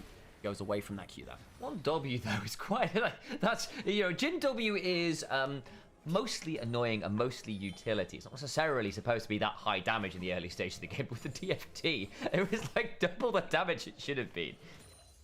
I mean, DFT, man, he gets so much AD, Jhin. He just always gets a crazy amount of stats to allow that DFT to come through. I think particularly Death by Touch with Jhin was why I didn't like Jhin as a champion. Jhin with Death by Touch was just not okay. If you were playing back in Season 6 and that sort of time, Jhin was getting just obnoxious. He'd poked with one skill, he'd lose like a 30 HP for reasons beyond me. He's going for the lethality as well. Missed Q there, Vampire coming over. Knight should be fine. But still a good trade for Honky. Yeah, gets a bit of a heal there from Vampire, actually to keep his HP bar nice and topped up. Interesting choice there from the Karma, but decides I've got this opportunity to make sure this lane state is still good for you, even though you took a bit of a combo at the back end of that. Yeah, I think particularly because Honky wants to get out of lane and use that roll off. In fact, he might even use it towards bot lane right now. In fact, that is exactly what they're going to... Oh no, he's got 4 seconds on it, so just a bit off that time. But I saw the pings, I was like, oh damn, that's got really good timing. Maybe he could have done that, but I suppose Viper and On timing that well. Gold lead is completely even now. As Knight's got himself these first tier boots, walking forwards, trying to get onto Honky here again. Lands the Q and the E, so a full trade onto Honky. Potential here for this full send. The Vault Breaker forced the Realm Warp out as well, and Honky has to leave. He does, and you see how much damage the Aurora does. I'm a big proponent of saying that Knight is the best Aurora in the world. The win rate's not been great for him because it's often been twinned up with some less good performances from his teammates. In this split at least, but you look at the damage he puts out, how easily he can snowball with his champion, and he is just levels above. He's got that 10 CS lead onto Honky right now, but where he really comes to life, it's in these skirmishes. We can find these individual picks and just blast people with this bursty bunny from mid lane. Just trying to think who else might even be contesting. I mean, Chovy, as ever, is very good at that style of champion, so I give him some credit too, and always fun to see the likes of our best mid laners in the world duking it out on the Bunny Rabbit with so much playmaking. Curtains are called bot lane, makes things a little spicy. The Encore thrown through to try and threaten Vampire. Won't quite land, but that means that's down as we can head over towards this blue buff. Junja is once again on the invade. Viper over here, doesn't have his first item yet. Is also down about 20 CS in this bot lane. Gala is having a really good showing of it so far. Well, a lot of that's because On's been roaming. They've been trying to play that. On gets the blue buff, by the way. Junja doesn't get it. They go in with that now. Knight trying to fire across the side. Oh, Junja's just a dead man. No chance to Cataclysm, and the invade goes wrong for the first time, really, in truth, this game. BLG find their third kill. That one picked up by Knight, which is always a horror show. It is, because he gets himself the Dark Seal. That's his first kill participation with that. And on stealing the blue buff and then also getting the roots, I believe, onto Junja is what leads to that. Viper, of course, behind a good amount of gold to Gala, as we've been noting. The bot lane quest is 400 of that, so don't get too crazy about that one. Dragon going to BLG and a Raptor steal. Shun is much happier now with this game state. The skirmishes working out for BLG, particularly around Knight's Aurora, have really helped. Yeah, they have. Again, still the farm has been very good from JDG. Don't get me wrong, they drafted for some early prio. They've gotten the early prio and leveraged that into some good farm leads. But the problem is converting that into good game states hasn't been perfect, right? These invades haven't led to the kills I think they were hoping for. They're still up a bit of gold. Ryze is coming over. Yeah. They might look for a play here because Junja is around. They spot him now. Knight has ult for this play. It's another invade. They're going to try and make the play again. Smite's going to be available. This should make this a bit spicy. Just about claims it. And now Junja needs to start backing away. Viper gets his bot lane roll quest. Still down 900 odd gold. Shun really likes to play it fast and loose with his smites. He does sometimes. Knight, he's doing the thing with Aurora which you do with Leandries, which makes sense with the Blackfire Torch. Sorry, with the Deathfire Touch rather. Hang on, that's the ult, the ghost being used from Honky. Really chasing here. Can he look for the Rune Prison? There's the waiting to keep running. That's pretty deep now. I don't think Junja really wants it. He wants the Raptors instead. Flash forward for twofold hex for Between Worlds. He gets the kill. Cataclysm Raptors not enough. Now Junja's in danger. Needs to try and flash away. Oh, Knight, that was superb. Ladies and gentlemen, the best Aurora in the world. Roll up, roll up. It's not the bunny out of the hat. It's a bunny with a shotgun instead. Takes down Honky, who is quite firmly, I think, the second best mid laner within the LPL. Knight just so happens to be the best. Oh, someone call Arthur and find themselves the holy hand grenade of Antioch, because that is a killer bunny rabbit. Oh my god. Oh, damn. Well, Sam, I think we might have to bring back out brush the dust off of the sharp, pointy teeth later into the game. He uses vision so well here. Just hugs the geometry. The Rune Prison can't come through because he's out of vision. That means that Junja can't combo through to it. Knight waits for his cooldowns, flashes over, realizes, I've got passive. Blackfire, the Deathfire Touch is working out, and the reset in the W comes through. Shun saves his mid laner. Knight, Aurora strikes again. Very nice Q flash, actually, from Shun. I'll give him credit there as well. It was quite clutch. Yeah. Towards Herald we look, though. 15 seconds, and BLG find themselves up 500 gold. Xiaoshu's likely going to get donated first turret here, nonetheless, with the 3 grubs. And again, we've seen Ambessa get nerfed, but I still think she's going to be quite potent. Her regular combos are still strong. It's just the combos with the ult that are a little bit dicier. But you're playing this with Rune Prison. You're playing this with Jin W. You're playing this with Cataclysm. The honest answer is the Ambassador should still be relatively simple to hit. Just get good. I know there's some questions the chat reflected over in Twitch chat was talking about, well, you know, is Honky as good as we say he is? Well, we saw him demolish Cream the other day, and I think that he has been, you know, he has been inconsistent alongside the rest of JDG. But you look at his games this split, when he's been against weaker mid laners. He has become a solo win condition. We were questioning, can he stand up against the best mid laners in the league? And then we saw him versus Cream. We thought, oh, bloody hell, he can. This is the real test, though. Can he stand up against Knight? He did that last split. Not at first stand, though. And jumping in. On goes to the Encore afterwards. Buffered through well with a flag and drag, but he's just gone too deep. I get the thought process. Listen to Kanavi, always flag and drag forward. You had to flag and drag somewhere, but very nice response from On with the instant flash, and that means Herald will be BLG's. Tries to trade that flash onto On. Now, I suppose On doesn't have flash now and he can be targeted the next time, but this is the fatal flaw of JDG, which is when Junja falls behind, he still goes for the play and JDG is still all in for it, but they don't win them anymore. When Junja is the primary engage and he fails, they don't really know what to do beyond that. They struggle to have Xiaoshu or particularly Vampire on something like the Karma. They can't be the primary engage. So JDG, they're in a huge problem now. This is something which they've not dealt with stylistically as a team as this roster iteration. They don't know what to do when Junja is primary engage and he starts to fail. And now I don't want to say necessarily that the game plan's been bad from JDG. I've really enjoyed the relentless jungle invades. I think that's been the right play, but it's not led to the kills they've been looking for. It's not led to the advantages they've been looking for. We've been oscillating from 500 gold to JDG to 500 gold to BLG. BLG been picking up majority of their gold from kills. JDG with the kind of farm advantages they've largely been eking out everywhere but mid, where Knight after these kills has really begun to take over against Honky. The problem I think is going to be, though, that you are seeing Junja and Vampire not really synergize in the way that I have seen Shun and On just be around the map together in a more consistent fashion. Now, this is what we saw a lot from Split 1 of JDG, and I love that you brought that up as well, because JDG love playing through individual power. Junja being ahead in XP, Gala being strong in lane with a good matchup. In fact, I felt like JDG kind of did the classic that you do for new rosters of 5 people that haven't played that much together. Of course, they've had duos which have played together, like Junja and Honkyu, but they have these champions which, Second Knight's actually been a ton of damage. He actually might be in kill threat here using his ult the next time around. Xiaoshu's got to be damn careful. But JDG play around individual power to make up for the lack of inherent synergy that they're working with. Xiaoshu has ult, can immune some CC. On's here as well. Speaking of jungle support synergies, Xiaoshu is wise to back away. He's got 2 items, but Eclipse and Shojin doesn't make you that tanky in the grand scheme of things. So for those of you who watched Vampire on WE last year and have watched JDG this year, just watch where the support is compared to their AD carry. It's exactly the same thing. Vampire loves playing through winning AD carry because it allows him to push out an area and then just brutalize an area of the map. And that worked out very well for WE for most of last year. But BLG, they're very happy to leave, Viper on a champion who's very happy to 1v1 with. They'll have On roam to the side of the plate. It's one of the reasons why BLG are such a good side laning team. On is much less attached to Viper than Vampire is to Gala in this kind of draft and with this kind of style of team play. Here comes the Herald. Dragon just got taken by BLG. That's the trade. BLG wanted the turret. They wanted some gold. They want to try and take some parts of the map and find themselves some serious gold lead to work with the Herald now. Used as a battering ram in mid rather than a weapon of war. Yes. They'll back away. Yeah, the Dragon was taken by JDG.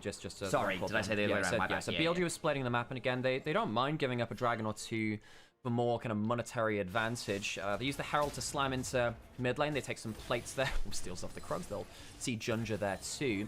BLG, significant gold lead. However, JDG, this is actually where they start to become a very powerful team after the early game spike as well. They are very good at using their first aggressive combos in mid game. We've seen it a lot from Honkyu though, and Honkyu's behind. And we've seen a lot from Junja, and Junja's behind. So now we get to see, okay, JDG, you are behind in some of your primary playmaking roles. This is now going to be down to Gala, Xiaoshu, and Vampire to try and deal with the fact that their mid jungle, who has typically been very, very good, they beat top esports through those roles just 2 days ago, who we've very much been praising themselves for mid and jungle. Can they do it versus BLG with those roles behind? I want to do it again because I think if we do come to the 5v5, with Knight in particular being ahead, the AoE team fight from BLG, very, very strong. Seraphine Encore with Sion in the front line, Vi and Aurora full sending at someone like Honkyu, someone like Gala, makes things very tricky because JDG don't really have a front line this game. Yes, sure, the Jarvan can somewhat do it with the Sundered Sky, but you are not a Sion, and you are not that into what is a lot of upfront burst and CC chains with Vi Aurora full sending their combos, as we have seen across this game. Seraphine also nearly at the diadem of songs. Get a bit spicy. Bot lane turret being considered. A lot of members turning up from both teams. We do have Xiaoshu there with ultimate. 2 items. I mean, this Mbess is scary. Look, BLG have the gold lead, but we've seen them lose these kind of leads before. Jhin, Ryze not there. If this doesn't happen, Ryze gets solo gold from top lane. He kind of needs that. Will he teleport in? They're going for the dive, maybe? No, they call it off. Xiaoshu hops forward, gets a big old shield. There's the public execution. The flash encore. On will likely die for this, but the trade will be strong. Vampire dies. 2 for 1 as it stands, but Gala's here. He's damn threatening. Flash from Junja. Looks for the knockup. Can't quite get it. He dies as well. 3 for 1 on the dive, and On will happily trade his life for that kind of song performance. Hongq doesn't have teleport. JDG were well overstaying that. They knew that they were going to be in a numbers disadvantage. They wanted to try and delay the play so the Ryze could get gold. They didn't want to die for the play, Sam, and that's what happens. BLG used to be the best tower diving team in the world. Flash Encore leads to On, dying to the Jarvan on the back end of this, as he just goes a little bit too far into the Cataclysm, but that's the only cost which BLG play. They get so much gold, they get Dark Seal stacks, they get a lot of people off the board, and while Ryze is farming on the other side, it's not an equal trade. BLG come out on top. Yeah, you get a couple plates top on that. Top tier 2, you get that top lane turret. That's all well and good, but the problem is BLG still get the turret bot, still get a plate bot, and do get the 3 kills on top of that. Knight's now 404, enemy health bars not found. He's building towards what I suspect will be a Shadow Flame. He's got 9 stacks on the Dark Seal. He is monstrous. He might go Zhonya's because he's so far ahead. And what you can do with the Aurora with the kind of burn build is you can kind of like throw down your skills, go into Zhonya's, and then you can look for your second cooldowns, look for that extended fight. I mean, Shadow Flame will be, true one-shot, you're absolutely right, but jumping forwards there again. And sadly for Gala, he's just not been able to get involved in the game. This is something that JDG was so good at in the earlier part of the year, was winning jungle, winning bot lanes, transform that into just game-breaking advantages. They had winning bot lane, they had winning jungle this time around, and unlike Split 1, BLG managed to root their way out of that situation. We've talked a lot about JDG's side of this.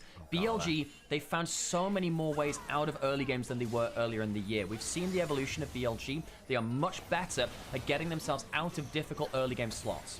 Ward there by the Raptors, actually very key there for JDG to keep Gala safe. They get the Raptors, they'll still lose that mid turret. Was chunked out earlier by the True Shot, not the True Shot Barrage, but that did come through the Rift Herald. There we go. Got distracted by things on screen. Can you tell I'm ADHD?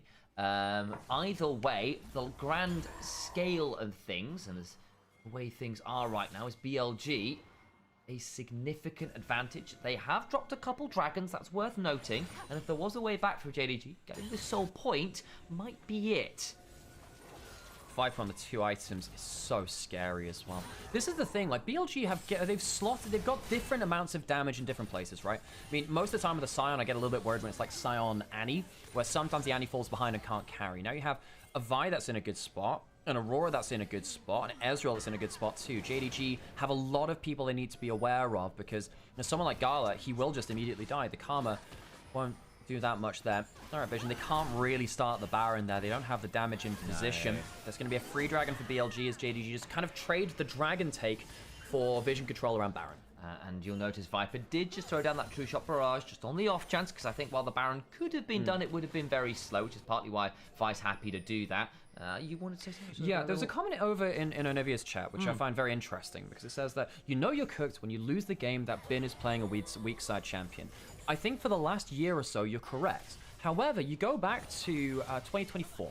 You go to the start of 2024, and Bin was playing stuff like the Skarner top lane, the Cassante, and he was actually the best weak side top laner in the league at that point too. 2024 Bin was a very special kind of beast. Bin has always had the ability to play that, but one of the problems was that last year, and really the start of this year too, he had lost his mojo a little bit, to use a Munchablesism. The mojo wasn't there. I think that the confidence, because he's such a confidence-based player, you can tell from the way that he has interviews, his social media, his body language even, he needs that confidence. Being the best player in the world from LPL Finals through to First Stand, I think it's really unlocked something again for Bin. Now, a lot of the split has been up and down for him again, but he has got that. Now the question is open again. Can he start playing the weak side? Well, actually, I trust him to now much more than I would have done just a couple of months ago. Awesome stuff. Vampire gets jumped on, cease and desist, overcomes Knight. Goodbye, Karma. The flash gets you nowhere. Teleport's coming on in, but to what avail? Yeah, the double summoners for Vampire is actually really important. You might need that for an upcoming team fight. It feels bad, just not on the right part of the map. This is where we start to critique JDG's jungle support. Earlier in the year, I think that they wouldn't have got caught out in that position. They were quite good at turtling until those late game 5v5s, but BLG much more clinical in the way they look for the picks. Knight gets himself to 10 stacks, and he is going for that Zhonya's. third for him, and I actually think it makes a lot of sense here. He's gone for the Magi, he's upgraded that. Go on, my son. He's got himself the library pass. Guwon's on NIP. We've been over this before. And he's a very good player, so we're channeling the spirit of God Guwon here. Worth noting as well. We're speaking of being Ben. He went for the Zeke's convergence. Second, because actually it gives the Sion a bit more upfront damage. Honestly, it gives you the ult cooldown too. Yeah. Because it's such a quick game in terms of everything's going to explode very quickly. Having Sion ult off cooldown is really important for BLG, because if Bin gets into the front line and blocks Jin W's, blocks the Rise just by holding Q in front of him, then these big damage carries that want to follow up on the engage can't do that. Bin, with that Ziggs, I think it's a very important purchase here, because he doesn't need to be like full-on tank. He just needs to get into the right place at the right time. Having more ults to do so helps that a lot. Exactly that. We'll see whether it comes back to biting, because we have seen when things have gone wrong for Bin on Sion, it's often when he's been trying too hard to pull a hold my beer moment, trying to be the main character, when sometimes you just need to sit in the front line and press the Q button. Put the fries in the bag, Bin. And I think this is something that we've often attributed to Viper, right? Because we saw a interview from Danny where he was talking about that. Hang on, they might look for a play up hit. Nope, can't quite get that. They were stacking to see if they could get Jin W or something like that. But Danny was saying that no draft decision has ever been made without Viper's approval, and that's very important because Viper has been the weak side AD carry for BLG. Now, I do think individually Viper, outside of the Ezreal games, has looked not great. Actually, I think it's been middling, or rather, not great for a man of his standards. Yeah. I think this guy is the best AD carry in the world at his best. I think that in 2025, he was the best AD carry across the average of that year. The fact that he is taking a very humble step to say, I can just do this, it gives you a lot of understanding for why the LPL community loves this guy so much. He is, in many ways, quote-unquote, the perfect AD carry, as the LPL community calls him. Yeah, and considering, despite the fact that I think his laning phase has been a little lackluster, we've seen not great CS numbers from him. Again, even this game, right, he was down quite a lot of CS, and some deaths that have been a bit dubious. The fact that despite that, he's still the #1 damage per minute player in the LPL, #1 damage per gold player in the LPL as well, at least going by the stats at the start of the game there that were brought up by the mainstream. Those are big numbers, and to do that considering the fact that actually we've said, hey, I was kind of a little bit worried for Viper in some of these moments. It's quite impressive, really, in the grand scheme of things, you know. And I'll give him some hats off for the fact that maybe I had not quite given respect where Viper had been doing well. Quick note of something that just happened there. Shun was just hovering over Bin's lane. That's really important because, again, I think BLG is so aware of plays that can happen on side lanes at their best. In fact, that's actually one of the best litmus tests to seeing whether BLG are on good form, actually. Right there, Shun just making sure that Bin was safe on that side lane, despite the fact that he is, of course, big old tanky Sion. 20 seconds until next round. We sold point for either team. 5,000 gold lead to BLG. That was pretty horrifying. And I'm looking at a 3-item Ezreal. I'm looking at a 3.5-item Aurora. And Thornbell just got done for Bin for good measure. There's a GA on Shun. This gets spicy. This feels like the last chance for JDG to really swing the game. If you lose this fight, I think it's too far out of touch at that point. It's hard to win. They're looking around the corner, go on towards Shun, the knock-up misses. Don't quite level what they're looking for. Now the turnaround with the beat drop, and Junja's so deep. The cataclysm's there, the flag and drag over. Viper goes looking, and that's not actually the best ults there from BLG. The Aurora ult, not fabulous. Viper has to flash barrier out, and that's pretty not great, actually. This is good, because Xiaoshu's now here, and that's a 3-item Ambessa. Oh, BLG oversend it onto Junja and lose 3. Viper goes over the wall, and Sam, he throws the game. Viper has his first death. JDG, they only see Knight alive. He'll almost one-shot Gala, though. Very nearly gets the passive onto him. Knight trying his best. A big mistake from the bot lane of BLG. The encore is not good.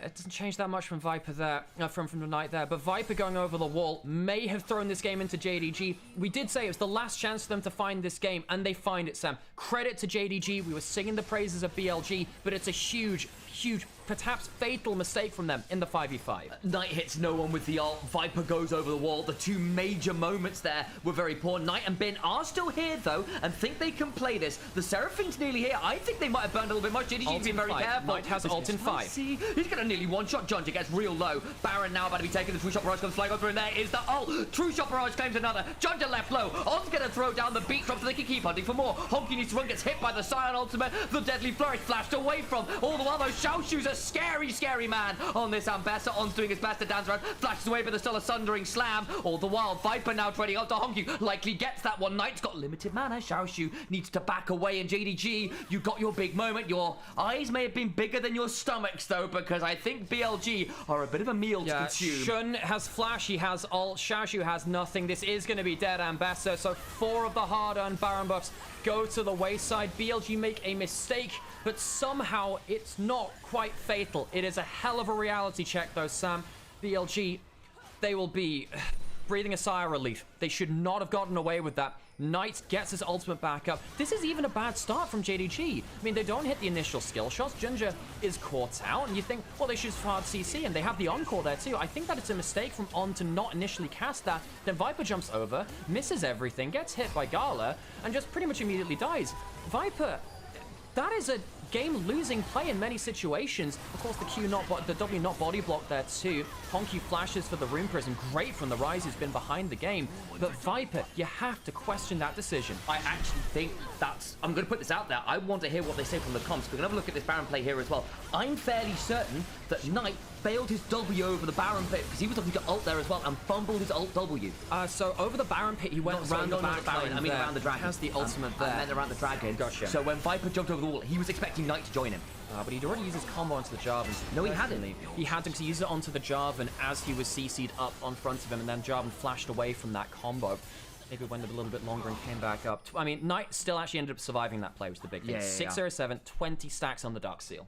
Yeah, I'd love to go back and look at that one, because I'm fairly certain there might be some miscoms going on, or a misplay from both, because I think Viper thought he was having the Aurora join him. Is possibly what was happening there. We'll have a look back. Either way, BLG fumble is probably the grand scheme of things. Yeah, Knight had just used that combo, but didn't have it available for that kill there. The Jarvan flashed out of it. I think it was a mistake from that CC of On. So Viper just went over, no support. Knight had used his cooldowns. I think they should have just cast the Encore onto Ginger. Big mistake by BLG to let him go. I mean, they're back into it, but I mean, JDG, they have Soul Point now. They've got that third dragon. It's a big swing. They're not going to get much out of the Baron, but BLG, this should have been just dead and gone. But once again, we have issues with some of their late game 5v5s. Yeah, a little bit spicy there, has to be said. And I'm glad we looked back over that replay. Nice to see it. Appreciate you, Alex, for pulling that one up for us. Setting the record straight as ever. Worth noting here, Gala has now hit 4 items on Jin. That's 75% crit. It's 4 items. He is getting to the point where between DFT, the passive scaling, and Jin's passive scaling base just gives him a hell of a lot of AD based on crit, on level, on raw AD. He can begin to potentially take out someone like an Aurora, someone like an Ezreal if he's given the opportunity. And there's huge items everywhere. I mean, it's a 3-item Ambassador who's got the Death Stance, and with how bursty these fights are, that makes a lot of sense. You can get a lot of healing from the Death Stance passive. You get a kill. That last fight, which was a big deal, right? Yeah, I'm just talking about overall, right? So we got the 4 there, but you also have the 3 items from the Ambassador. You also have the Actualizer and the Seekers from Hongyu. So across the whole team, JDG have a lot of very important items to change the way that you play the fights. The burstier the fights are, the better it is for Xiaoshu. Hongyu and Gala have that burst now. It helps them a lot. BLG, you do have that Zhonya's on Knight. You do have 20 stacks on the Dark, on the Magi's. Knight is doing a ton of damage. I mean, Viper's pretty survivable too with the Endless Hunger and the Shojin. There's a lot of items which, of course, are changing this game. But BLG should have shut this game out well and truly. It's not quite as easy as that. Got 30 seconds till the Dragon. And JDG, they should have confidence that they can actually win a fight with these items. Of course, they don't have to get the Dragon here, but getting it would get them Infernal Soul, and that would be a win con in and of itself. Of course, you've got 3.5 items on the Rise. It's still not going to be matching what Knight's doing here, and I think if Knight gets a good ult off, game's looking pretty rough here as well. Viper with the 4 items, TP's in, BLG in the river first. JDG, you can play this, but be careful. Good route there onto Viper. No one's there to body block for him. He's healing up from the Endless Hunger. A bit of body block. The Deathfire Touch, not bad. The shielding from the Seraphine, not bad. But what this does do, it ends up buying JDG into the river. That's the big thing. Oh, that W just did a third of On's HP. Hongyu on the side here. Level 18. Strong Rise. Dragon going lower. Here we go. Where's the Xiaoshu ultimate? That's the big skill for JDG. Of call on that one. Eyes on it. Xiaoshu steps forward there with a lacerate, looking to cut someone who's been in the front line, who is getting increasingly tanky. Dragging down to 4,000 HP. JDG still got Junja around, but they got to find their way forwards at some point. Bin threatening with the Encore. The Encore comes across, gets onto Junja, flashes away the ult from Bin. A little wide. Now he's in the front line and potentially vulnerable as he's CC'd up. Keeps getting CC'd. Decimating smash forces people back. Xiaoshu also left low, burning low from that death stance, but gets out. And BLG throw a few ultimates to just zone off the Jarvan and get their prize, namely soul points. If it was a better Encore, they commit harder. It wasn't, so they back off slowly. BLG actually choose some discretion. Discretion is the better part of Valor. Death by touch. Taking on to Shun there. They get themselves the inside track onto mid lane. JDG, credit to them. They didn't have to fight that dragon. It's only the third one for BLG. They would have liked to if the opportunity was there. They were actually looking for some decent poke with, again, the Jhin really being a threat. Almost had themselves some good roots there. Couldn't quite find their own angle. If they have the opportunity, says Nymaera, but of course the irony is that opportunity's been removed from the game now. Not available at all. Doing the bush bait. Have some great damage here. Vampire of the Wall. They spot them with the Seeker, with the Sweeper rather. Shun rooted up. Very important that. I think if that sweeper wasn't there, we could be in for some serious trouble. You see that? Hang on, they might jump on. He's got Zhonya's. It's very hard to jump onto him with that Zhonya's there. Again, that Shadow Flame means that his damage is utterly absurd too. He doesn't have the death cap, but the... I'm just like, how? Good ult across there. This is a much more even game than it has any right to be. It goes to show the discipline of JDG in mid and late game, and despite the fact that Junja had a pretty torrid early to mid game, he's kind of shut up shop, and JDG is starting to find ranks in the 5v5, and they're a very good 5v5 team fighting team. There was a while where BLG couldn't really 5v5 them at all. Xiaoshu, strong in the Ambassador, as you said. How's that Serpent's Fang? I don't think we mentioned that one just yet, so that'll help against the shields from various members of BLG. Infinity Edge for Gold has been done for a while. We're waiting to see whether he can get towards that 100% crit for him soon. Speaking of Serpent's Fang, Viper's got his own. I'll also note the Oblivion Orb in On's inventory hasn't turned that tier into a diadem. The song's gone the Mikhail's route as a second item. And just having that anti-heal and AoE feels quite useful here because Ryze will be bringing a fair amount of it. Xiaoshu, Junja also not exactly without their own instances of healing. And of course, Karma with things like that Echoes of Hellier has some value there too. I think it should worry BLG that they can't find very bursty picks anymore. No, it's had to slow down. It's coming down to 5v5s. JDG, hang on a second, JDG. Just seeing Junja there. Knight does get himself a combo. W away. Gala looking potentially for an auto attack into the W. Ow, that one hurts. Mikhail's is there. The route opens up. Mikhail's there. Stops Xiaoshu's ultimate from landing. Does have to heal to dodge out on the bullets though. Now Knight goes looking, doesn't quite catch up with the True Shot barrage after. A little bit spicy. Honku gets threatened there. The Rocket Belt after the 2-fold hex not quite there. The ult from Bin into the wall. Force a flash from Honku and JDG back away. And the slow from the Bird Scion ult and Hughes is a lot of value there onto Honku. They're going to start the Baron up immediately. The poke war is won by BLG. Bin holding this bush, looking for that Q channel to just zone out. You've got a Realm Warp and a Cataclysm, but those are the only ults available for JDG really at this point. Xiaoshu threatening, but Bin is just there in the front line. Flash for the Encore! Oh, it's so beautiful. Press play and just listen to the beats drop as JDG follows suit and drop like flies. It is the Encore. Gets absolutely everyone. So nice you say it twice. That is a game-winning Seraphine play. Oh, just can't ask for better, can you? Shun will help get another into the top lane. We look as BLG with a wave to their name and Baron buff empowering all of the army minions they could need, can send it straight down that top lane into the inhibitor. Nexus in their eyes. That is beautiful. Beautiful late game for once from this team. JDG almost had it, but BLG clutched it out to seal the first game of the series. We were promised a festival. We were promised a headline act, and BLG and JDG deliver in game one. It goes to 38 minutes of pure entertainment. We get at least one more of these, folks. I hope you're ready. BLG take a win against JDG in game one. It is a difficult... They go for the Ahri. No, he wants to contest lane. It's mage v mage. Hui slightly outranges Victor. It's a pretty competitive matchup, though. I really want to see how this goes between Honku and Knight. And Honku's always been a bit of a Hui enjoyer when he gets the opportunity. And again, if you can follow up on a bullet about to hit your eardrums, brace for impact. It's loud out there.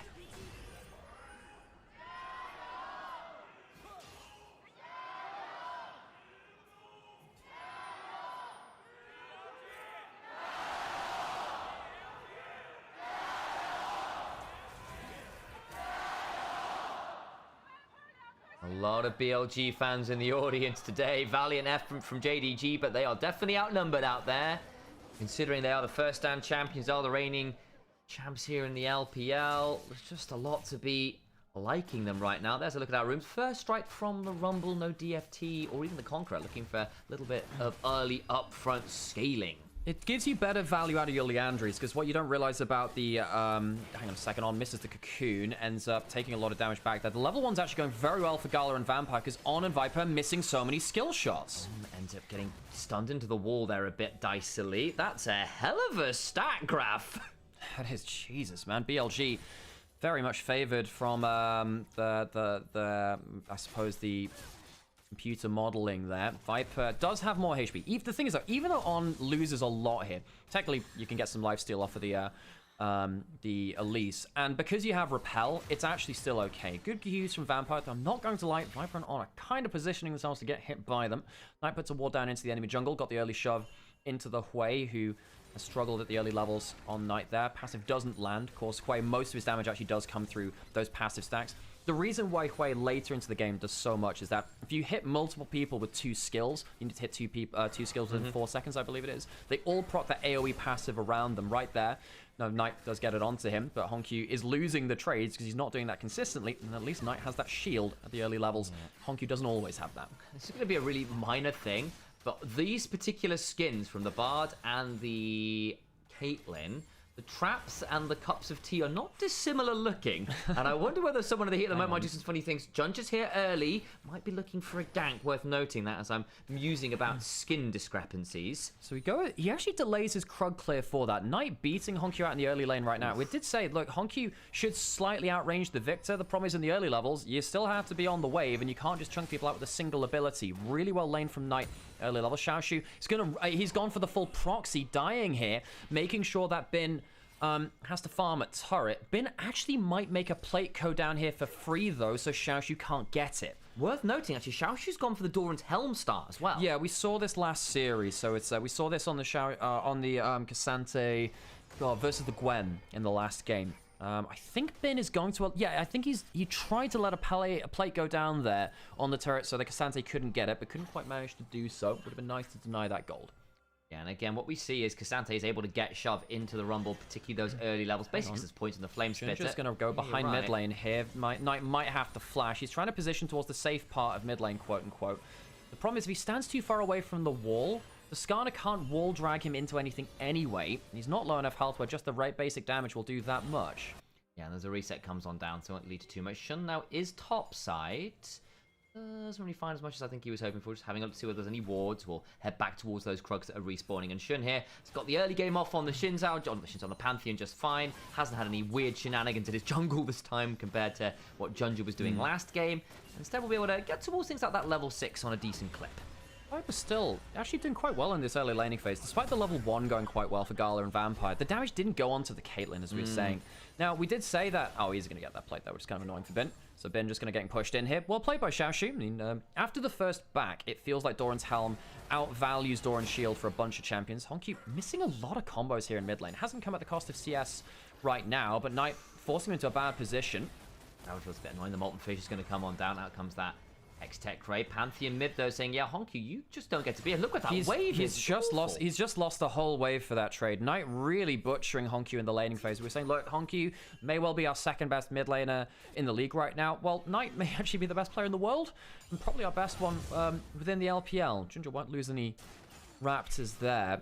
But Knight has just been on incredible form. He's such a joy to watch. And again, when you're watching players like this, or over in the LCK, when you see, someone like Chovy on peak form, Katie Ross on the form that they've been on recently, Kanavi on the form he's on, just enjoy it, folks. Potential magical journey over bot lane. They don't spot it. Viper's in big trouble. He is. Does think about flashing, a bit pointless there. Will just let himself die. Throws down the barrier, gets a decent chunk out there, but will just fall. No point doing anything more. Vampire flash to help get that stun. And it is Gala that's donated the kill. Yeah, not great ward coverage. They were not really prepared to push in like that. You shouldn't really cast the barrier there either. Surprised that Viper did that in the first place. No real chance of a kill there. Mistake. That's the ultimate put down from Nart onto Honkyu. Gets most of the tick damage there.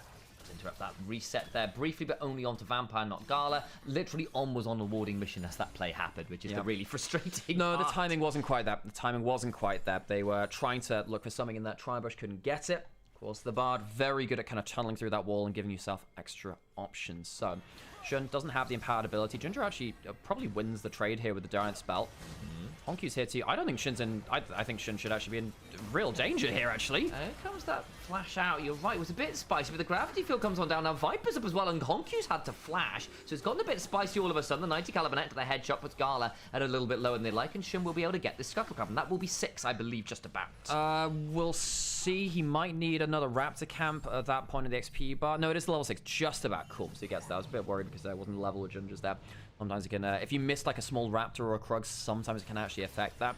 Or a couple of them anyway. Shun is going to get towards this dragon. Knight has been a massive control tower here in mid lane, though, which has allowed BLG to fight. Ginger is in bot side, does have Flash. Viper and On do have most of their summoners left, though.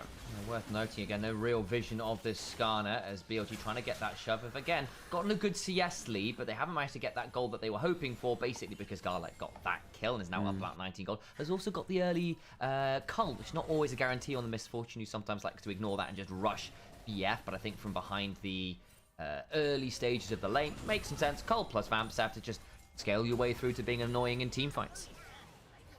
So BLG, early game, not quite what they wanted so far. Mid lane's going well. Top lane is somewhat even. I mean, credit to Xiaoshu. He was solo losing games against BLG because Bin was kind of caving his head in like multiple times in a playoffs. It's not necessarily been that today. Been good on the Scion, but Xiaoshu was still an impactful factor, I suppose is the right term. On the Ambassador. Right here on the Cassante, doing fine. I think it's really going to come down to whether Shun can get a good first ult of the game to start snowballing it. If it comes into 5v5s with front to backs, I think I do favor JDG. They just have better frontline. BLG, they have good damage, of course they do, but I think that the Misfortune bullet time, the Quay AoE as well, especially the ability to CC people in place in that front line too. I think I favor JDG in the 5v5s. Yeah, like imagine Impale, if you will. Hang on, play onto Honku, doesn't have the flash. There's a gravity field. The Spiraling Despair comes on down, but the only thing that is despairing right now is Honku's health bar, but good Impale, driven into the wall after Honku surviving, and that's a wonderful combo from Junja. Manages to survive. No idea how Honku lived through that. Junja saves his mid laner, and we're saying, look, Shun needs a good first ult of the game. Very nearly is, but they don't quite get the damage calculation. Knight can't get the kill. Honku survives, and Junja, very important save there. That was pretty clutch. We'll have a look at that replay, I am sure, but Knight just didn't quite have the burst. Neither did Shun, and a bit of fear. The CC chain was strong enough there to put Shun in the dirt. Let's look again. I mean, this is a full Chaos Storm. Gets almost everything onto him. I mean, there's no flash from Shun. Gets wall stun there too. Perhaps should have positioned further to the right to stop Junja having the extended range. I was surprised he got the wall stun from that range in the first place. Shun caught off guard there, and now Junja and Honku further ahead in gold than they had any right to be there. Done. Of course, not really changing that much yet, but still, again, you're running the Pantheon, you're running the Elise, you're running Caitlyn for early prior. The whole point of this draft is we want to make aggressive early plays and dives, and that hasn't been the successful case so far. JDG, in fact, up 2-0 in the kill mark in the TP into a Severing Bolt then. Not exactly the most fun for Knight. No, and look, BLG, we had some concerns about them playing around strong side bot lane in the past. I mean, the CS lead is there from Viper. Does flash to the side. Gets himself a jump forwards too. Doesn't have the ultimate, just used at the start of it. Flash for flash, HP trade in Viper's favor. Still going to force Gala to back off a little bit here. I appreciate the false end from Viper saying if you're going to have to flash, you may as well force the Misfortune to do the same. Yeah, now the problem is, I think the Misfortune is just way better at playing in the 1v1 than the Caitlyn, and the Bard is way better on the Roam than the Elise. Well, the point I was making before that just happened was we had some worries about BLG playing strong side bot last split with Viper, where it felt like they could get ahead in lane like inconsistently. I don't think they were as good at playing around that as Elk and On were as a duo.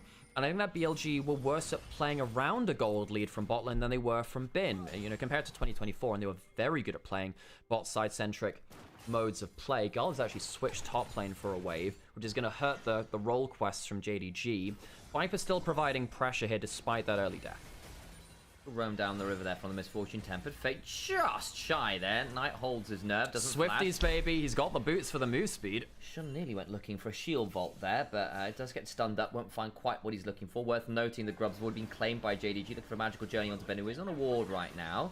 Maybe threatening the river here as JDG kind of on a bit of an awkward retreat. Are we threatening the Skarner here? Certainly thinking about it. Nice interrupt on the shield vault, but the gravity field comes on down. On's also run, and that's still good CC back. Honku looking for a trade here as a spiraling dispel not quite available. John has to flash, shun over the wall, but here's Vampire looking to get the stun, but there's still enough damage there as Bin flashes on him with the flame spitter on Gala. Remember, the Misfortune doesn't have the flash from earlier. On potentially in danger, but turns around with a venomous bite. Can still turn back into that human form and look to find Cocoon. Over comes Honku with some fear onto Bin, who's gone real deep. Remember, flash to get on top of Gala, the double cosmic binding. It's still a 3v3. Shun gets a lot of damage though. Flash over from On for the noxious bite. Shun gets it anyway. Honku in danger as the repel comes on forward. Severing Bolt is good damage onto the Elise, but not quite enough to get the kill, and Honku flashes out the back of the blue pit. BLG get themselves their first kills. I am so surprised that Bin got himself that kill onto Gala, but the big loss here is that Gala went top lane to avoid losing out anything more, still dies, and Viper is alone bot lane this entire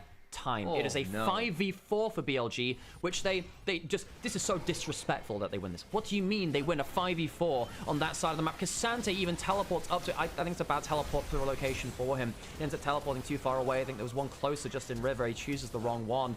That teleport from Xiaoshu, and BLG realized, well, that means it's actually a 4v4, and we take those right now, especially with, you know, the Victor being so powerful in these choke points. Vampire gets some good stuns, he's got a good magical journey, but really it's Knight and Bin, the solo lane, is getting a crazy amount of value in this fight, which turned the damage around. Even On with the assassin value from the Elise gets great value, because remember, the Omni Vamp from the Cassante is really scary. Gets another skill off there, maybe we have a different fight.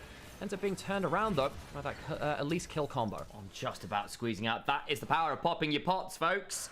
Gets away with it. Come back to life. Caitlyn's helped get that dragon. Got that first turret as well. And suddenly BLG, 2,500 gold. 2 dragons in the lead as well. 92% first turret win rate. Should tell you quite a lot about this team when they start the snowball. Viper getting that full turret just by himself. While his team just disrespectfully wins a 4v5. There's no other way to say, you know, BLG, this is them playing against the second place team. JDG, they win this series, they draw even with BLG. Knight doesn't have flash. There's actually a chance of an ult being thrown on him, by the way. They don't spot him recalling at that point in the lane, though. What happened here? Oh! Ace in the hole follow. Ah, I didn't see that. That'll be why Viper has a kill. Right, yeah, that makes sense. Great combo. I was wondering why Knight didn't have flash as well. It didn't flash in that top lane plate. Well, there you go. Replay makes that obvious. Boom. Headshot. Quite literally, Viper gets that one, and Honku, who's survived a number of plays, will not survive that one. Viper now with Hex Optics going towards what I suspect with that Noon Quiver will be the LDR second as well. I like this build on the Caitlyn. I think Hex Optics into a comp like this as well. You get that first kill involvement, and suddenly you are insanely long range for the rest of the fight. It's just, Hex Optics is just really cost efficient. They managed to replace that control ward. I believe it was Junja's control ward in that tri-brush beforehand. So now BLG, you've got a huge lead on Viper. You can start pushing around different lanes. Knight feels very safe for this point too. Hang on, Viper doesn't have flash. This is a problem. He's saying he needs to be careful here. Caught out by the Bard ult. Not really that many ways to go, but over comes Shun looking to interrupt the Pantheon, or the Misfortune rather, and does. Viper likely dies, but they can maybe trade this back around. Oh boy, that damage is nasty. Now Junja's in danger, slowed down by the smite, and the Caitlyn's death will be paid in blood. This is the BLG we wanted to see. Yeah, there might be an opening mistake, but they're so quick on the response, it doesn't matter. Honku under that turret. No. There's a Pantheon. Nowhere is safe for you, JDG. Pantheon Elise is the tower diving godsend. You don't get to survive under that turret as a lone squishy member. Shield vault into the gravity field as an additional threat. The Cocoon is following, repelled to reset aggro. Viper sees he's in danger and goes, I'll try and play this out. Now, in 2023 and 2024, this is what we grew to love about BLG. There may be an initial mistake, but they're so quick at responding, it doesn't matter. They have the gold lead, and they're not resting on their laurels. They're aware of where the plays can be made. Victor is immediately walking over. The Rumble's within range there. They give up some stuff topside. But this is what we knew BLG could do a couple of years ago. We didn't see this in 25. We didn't really see this in early 2026 either. It came later for them. Teleport now in mid lane. Victor spots out Xiaoshu. Can they get anything here? There's no flash from Xiaoshu just yet. Rocket Belt in from On, who gets feared away, will likely die, goes up into the sky, down on Vampire, try to run it away!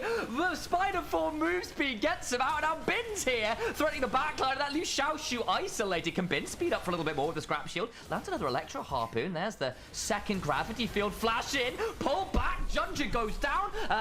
Brief attack on the microphone from me makes it a little bit spicy. Honkyu at least gets that shut down, but it's still 3 for 1. Oh, you know, got to show you the microphone who's boss. Honkyu does end up dying to Viper as well. BLG, they're just rolling them. This isn't close. This is the BLG that we wanted to see from even just last year when they were retaining so much of that core roster, making a couple of changes, bringing back Shun for 26, Viper switching in. We were wondering whether, you know, BLG, can they keep up this identity? Sam, we're starting to see more and more of it. This is how the play starts this time. Gala, I thought he was the best AD carry in the LPL for a little while. It's another just great kill. Knight just walks around the corner. He has been excellent this series. Knight, I think quite clearly, is the best player in the LPL. I think he's quite clearly best player in this series for me. Cocoon from On, I thought that Protobelt into Nymaera into the Cassante might just kill him. I have no idea how he lives through this. That is just, yeah, this is disrespect. You should not be able to survive through this. And then again, they're so quick on the response. You get there just quicker. JDG are not ready for the numbers that BLG are bringing to bear. I think On was ready to sacrifice himself there to get his team out. Instead, he gets away with it. He's 007 somehow on this Elise. But again, you're looking at the best Elise players in the world. It's always been On right among them. Feels a bit sad to say as someone who started off as an Elise jungle main, following the likes of Diamond Prox and Watch and Yankos. Now become a bit of a support player as the Elise, and On at least is doing us proud with the cool Elise stat lines. Sorry. The name's On. James On. It's a 007 in the bot lane. Actually, licensed to int. He actually, well, no, in that case, Sam, let's get it right. License to assist in this case. He's only got them. He doesn't have a license to kill or to die himself because he's got none of either of them right now. We'll see if he Still a trainee. Yeah, you know, we'll get on to the inting stuff later, of course. Dragon coming up in 10 seconds. JDG have 0 positioning on the map. Honkyu could teleport down. I'm not. Well, I suppose JDG do have a 5v5 comp. They want to play the front to back. BLG have been slaughtering them in the more split, aggressive skirmishes where numbers kind of have to come in through teleports. Maybe if JDG have everyone there at first and they can play front to back, maybe that works for them. They are going to teleport in. Victor's going to recall first. BLG are actually not contesting the setup. They want the back from Knight. He's going to get himself second item, and then he'll join the play. Yeah, that's probably quite wise, to be fair. There's that Proto Belt, so we'll be able to come in and Rocket Belt. You've got me doing this too. Now it's Proto Belt, Sam. I'm sorry. Trap line comes out again on the Mountain Rift. That trap line is really obnoxious in the river. Actually, Herald as well. Battle Herald to work with. Yeah, Bin's taking the long way around, afraid of the Tri-Brush. On Proto Belting away. There is the Rocket Belt, which bullet time used. Best bullets of all time. The Dragon is taken away. Shun will immune some of that damage. Over the wall comes that Hex Tech off. I think, oh, wait, where is Ongoing? Drives through everyone. Just realized he was coming on through there. The Arcane Storm was also there. That's the one I was looking for. And they just drive through everyone and we'll get a little bit of an attack on mid, and that's it. It gets the Crystallized proc, I guess. Wow. I mean, they get the Dragon, they get out. The bullet time, not really what they wanted. Now, before this, I was saying that Gala, I thought he was the best on-form AD carry in the league in this last week. I thought he was fantastic. He's been second best today. The Jhin was fine in game 1, but this misfortune has been taken for a ride. You know, BLG have really stop Gala from having much value. The ult lands onto Shun, but it doesn't catch Knight. I don't think that's going to lead to that much here. Magical Journey, turnaround from Shun. He might end up being traded. The Impale comes on through. The ace in the hole, chunks after. Shun just kills off the bar. JDG are clutching at straws, but it turns out the straw might have been a snake all along, and it is damn venomous. Viper, speaking of, coming on over, looking for a bit more damage, forces some more flashes. The TP from Xiaoshu means that this Cassante is a little alone. BLG hunting for Gala potentially, and some research. Oh, Honkyu. Can they catch him out here? They see him. The Piltover Peacemaker is a second off from stopping that recall. Skarner died off screen from when we were looking at whatever the hell was happening with Xiaoshu, so it ends up being a 2-for-0. Now, Tabe used to coach BLG to play this style in 2023. He left before Knight joined in 24, but they've retained that style. Tabe loves quick, aggressive teleports, responding to mistakes on the map. This is a classic Tabe play where you have like a follow-up fight after one just happens. And even though, you know, JDG lost that last fight, they want to go for it again. I haven't liked Xiaoshu's teleports, though. I don't think the wards have been in the right place to make the most out of them. And they're turned around on because Knight is too strong. You know, they try and go forwards with the Bard and the Skarner. The theory is somewhat sound from Tabe's style of League of Legends. This doesn't quite work out the way that they wanted to. Junja can't get through the wall in time. Viper picks up the kill. Back away. And she'll look into the jungle. The Grand Starfall. Junja's stunned up. There's On following with the cocoons. This mid-jungle. Sorry, jungle support. Let me get this correct. Though it feels like On's doing enough damage to be a mid laner in some ways. Has been utterly disgusting. Viper gets another. And they'll manage to back away, feeling pretty happy about themselves as Ben is going, you know what, we could use some turrets, guys. We're 20 minutes in, we've only got 2 of those. Yeah, I think game 1, Ginger's early game, you can very much, you know, hang on a sec, jumping onto Vampire. This is always more kills. They had to check the Baron. They had to. And this is the thing. The kind of Vampire's dying on repeat. Ginger's dying on repeat too. This isn't an individual failure of them at this point. It's just BLG being so aggressive and willing to look for these picks. This is what happens in scrims, folks. This is what happens when BLG find their chemistry again. This is a disrespectful game 2. BLG are stomping the second best team in the league. And the moment you lose vision control, look how many ways there are to follow up and to keep the CC chain going, to keep the dives going. The Pathmaker comes on forward. On will then transform into Spider form. Will tank up a couple turret shots, but Shun's just not quite in range to turn that into the kill. But they got Baron. They've got so many turrets to pick up. It's already a 9,000 gold lead. It's about to balloon to 10k plus, and we all know it. Dragon's still a minute and a half away, so BLG don't even have to bother setting up for that yet. And I don't think there's a comeback ready for this one, Sam. I think that, I mean, I say that with, you know, bated breath, because BLG have thrown worse leads before versus JDG, in fact. But I just don't think with this amount of damage on so many members, you can do that. I think your carries die to you quickly. I think Honkyu has been sent to class in this one. Honkyu he picked the counter pick into Knight, lost the counter pick matchup, and now is doing nothing in this game. Yeah. Gala, similarly, spotted that bot lane. Coming out in that draft, picked the misfortune, has similarly not been able to play the game. BLG have totaled their opposition. JDG, I think that they had a decent first entry into the game with Ginger playing in that mid-jungle. We said that realistically BLG needed to get ahead. The 5v5s later on were going to be difficult. They have gotten ahead, Sam, through by hook or by crook and by individual plays. And the thing is, being this far ahead means people like Ginger, people like Xiaoshu just aren't safe when they're looking for plays. And the problem I think JDG are running into is anytime they can threaten a play, they are in range of being turned onto by a shield vault, by a cocoon, by Pantheon ulting in, by the equalizer coming on. And the moment that first bit of CC lands, the follow-up chain of pain is pretty ridiculous. Tier 2 under siege, and you are sieging into Caitlyn. Viper does get caught up there. Will have that ability tonight to caliber net away, all out from Xiaoshu, but he's left alone in a 1v4 because no one can follow. Viper survives, On gets the kill, the ace in the hole, onto Gala even, because Junja doesn't body block it, and now Knight can threaten as he begins to strut on forward. Grand Starfall in, the Impale is there. Shun may die, but that Arcane Storm is looking a little bit generational. The once in a century storm is still burning away. Gala just about survive. And Knight goes down to the turret shot. So the generational storm is killed off in its infancy. You've got to, you know, category 3. Got that out of most of them. BLG, though, I mean, they still end up taking the 3 for 2, breaking the base. They'll get the dragon hit. That will be Mountain Soul. Gala and Vampire cannot contest this one. Mountain Soul for BLG. There's a quick slip up at the end. We'll give JDG some shutdown gold. Vampire doesn't have spell books, so we can't go for that. Teleporting for Cassante. This is actually going to come down to a no smite fight. Might get a bit spicy. TP, and they're going to try and make that play happen. It's taken by the Cassante, so good win there for JDG. Unlikely dies from this is big now. Actually, now BLG go from, it should have just been an easy one there. I don't know whether they knew they had to play that as much. There's a flash available for Viper, so he won't be at risk there. Knight dying in the base is actually a bit of a problem. Loses his Magi stacks. Shun, of course, his ultimate was kind of what started that off too. I think he was okay to die there. Thought he could cancel out the bullet time. Couldn't quite. Gala's ultimate took him down alongside that tower.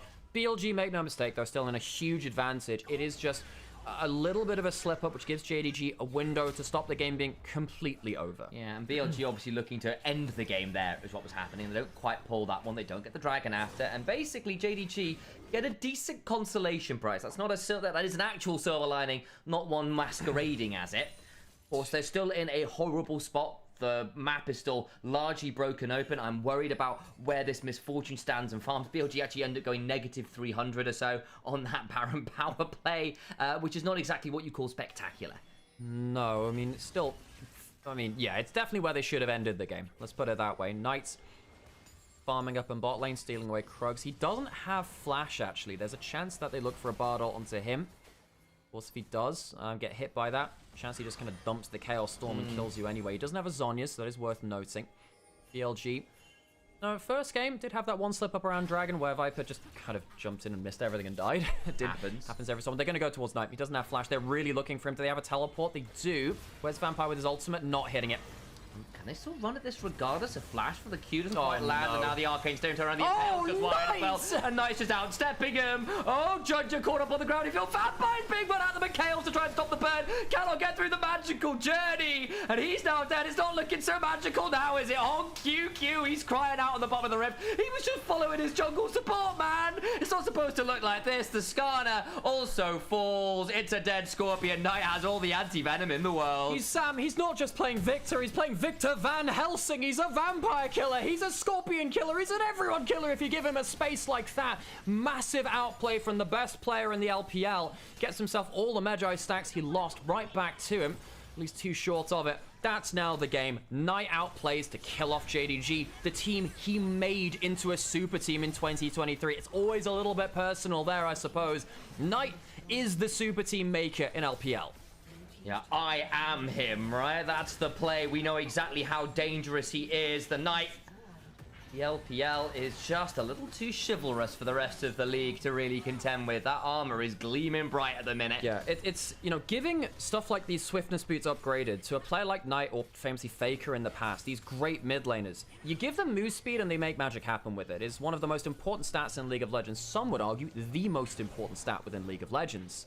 Remember, like 2016 semifinals, Rox SKT, Faker escaping everyone on the sideline. He's made that happen a couple of times. And right here, the swiftness boots and the Q are the thing which makes the difference here.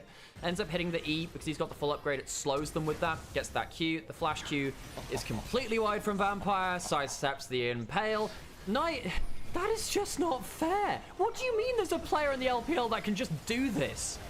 I don't even think Vampire and Ginger did anything particularly wrong. That felt right.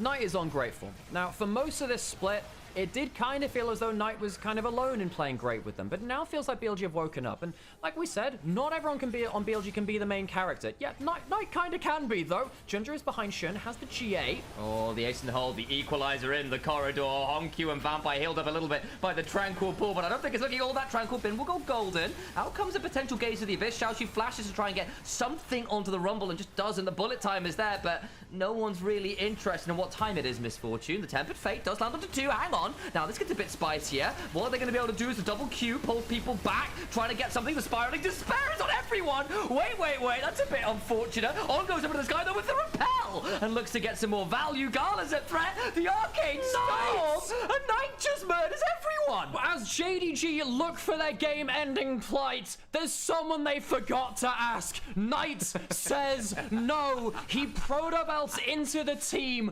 1v3, resets his ult to win the game. Well, we thought it was going to be about the Caitlyn, the Elise, the Pantheon, the early diving power, and in some ways it was, but really the hero still comes riding out of the mid lane on the great white stallion. Knight is just a monster beyond all others. JDG, they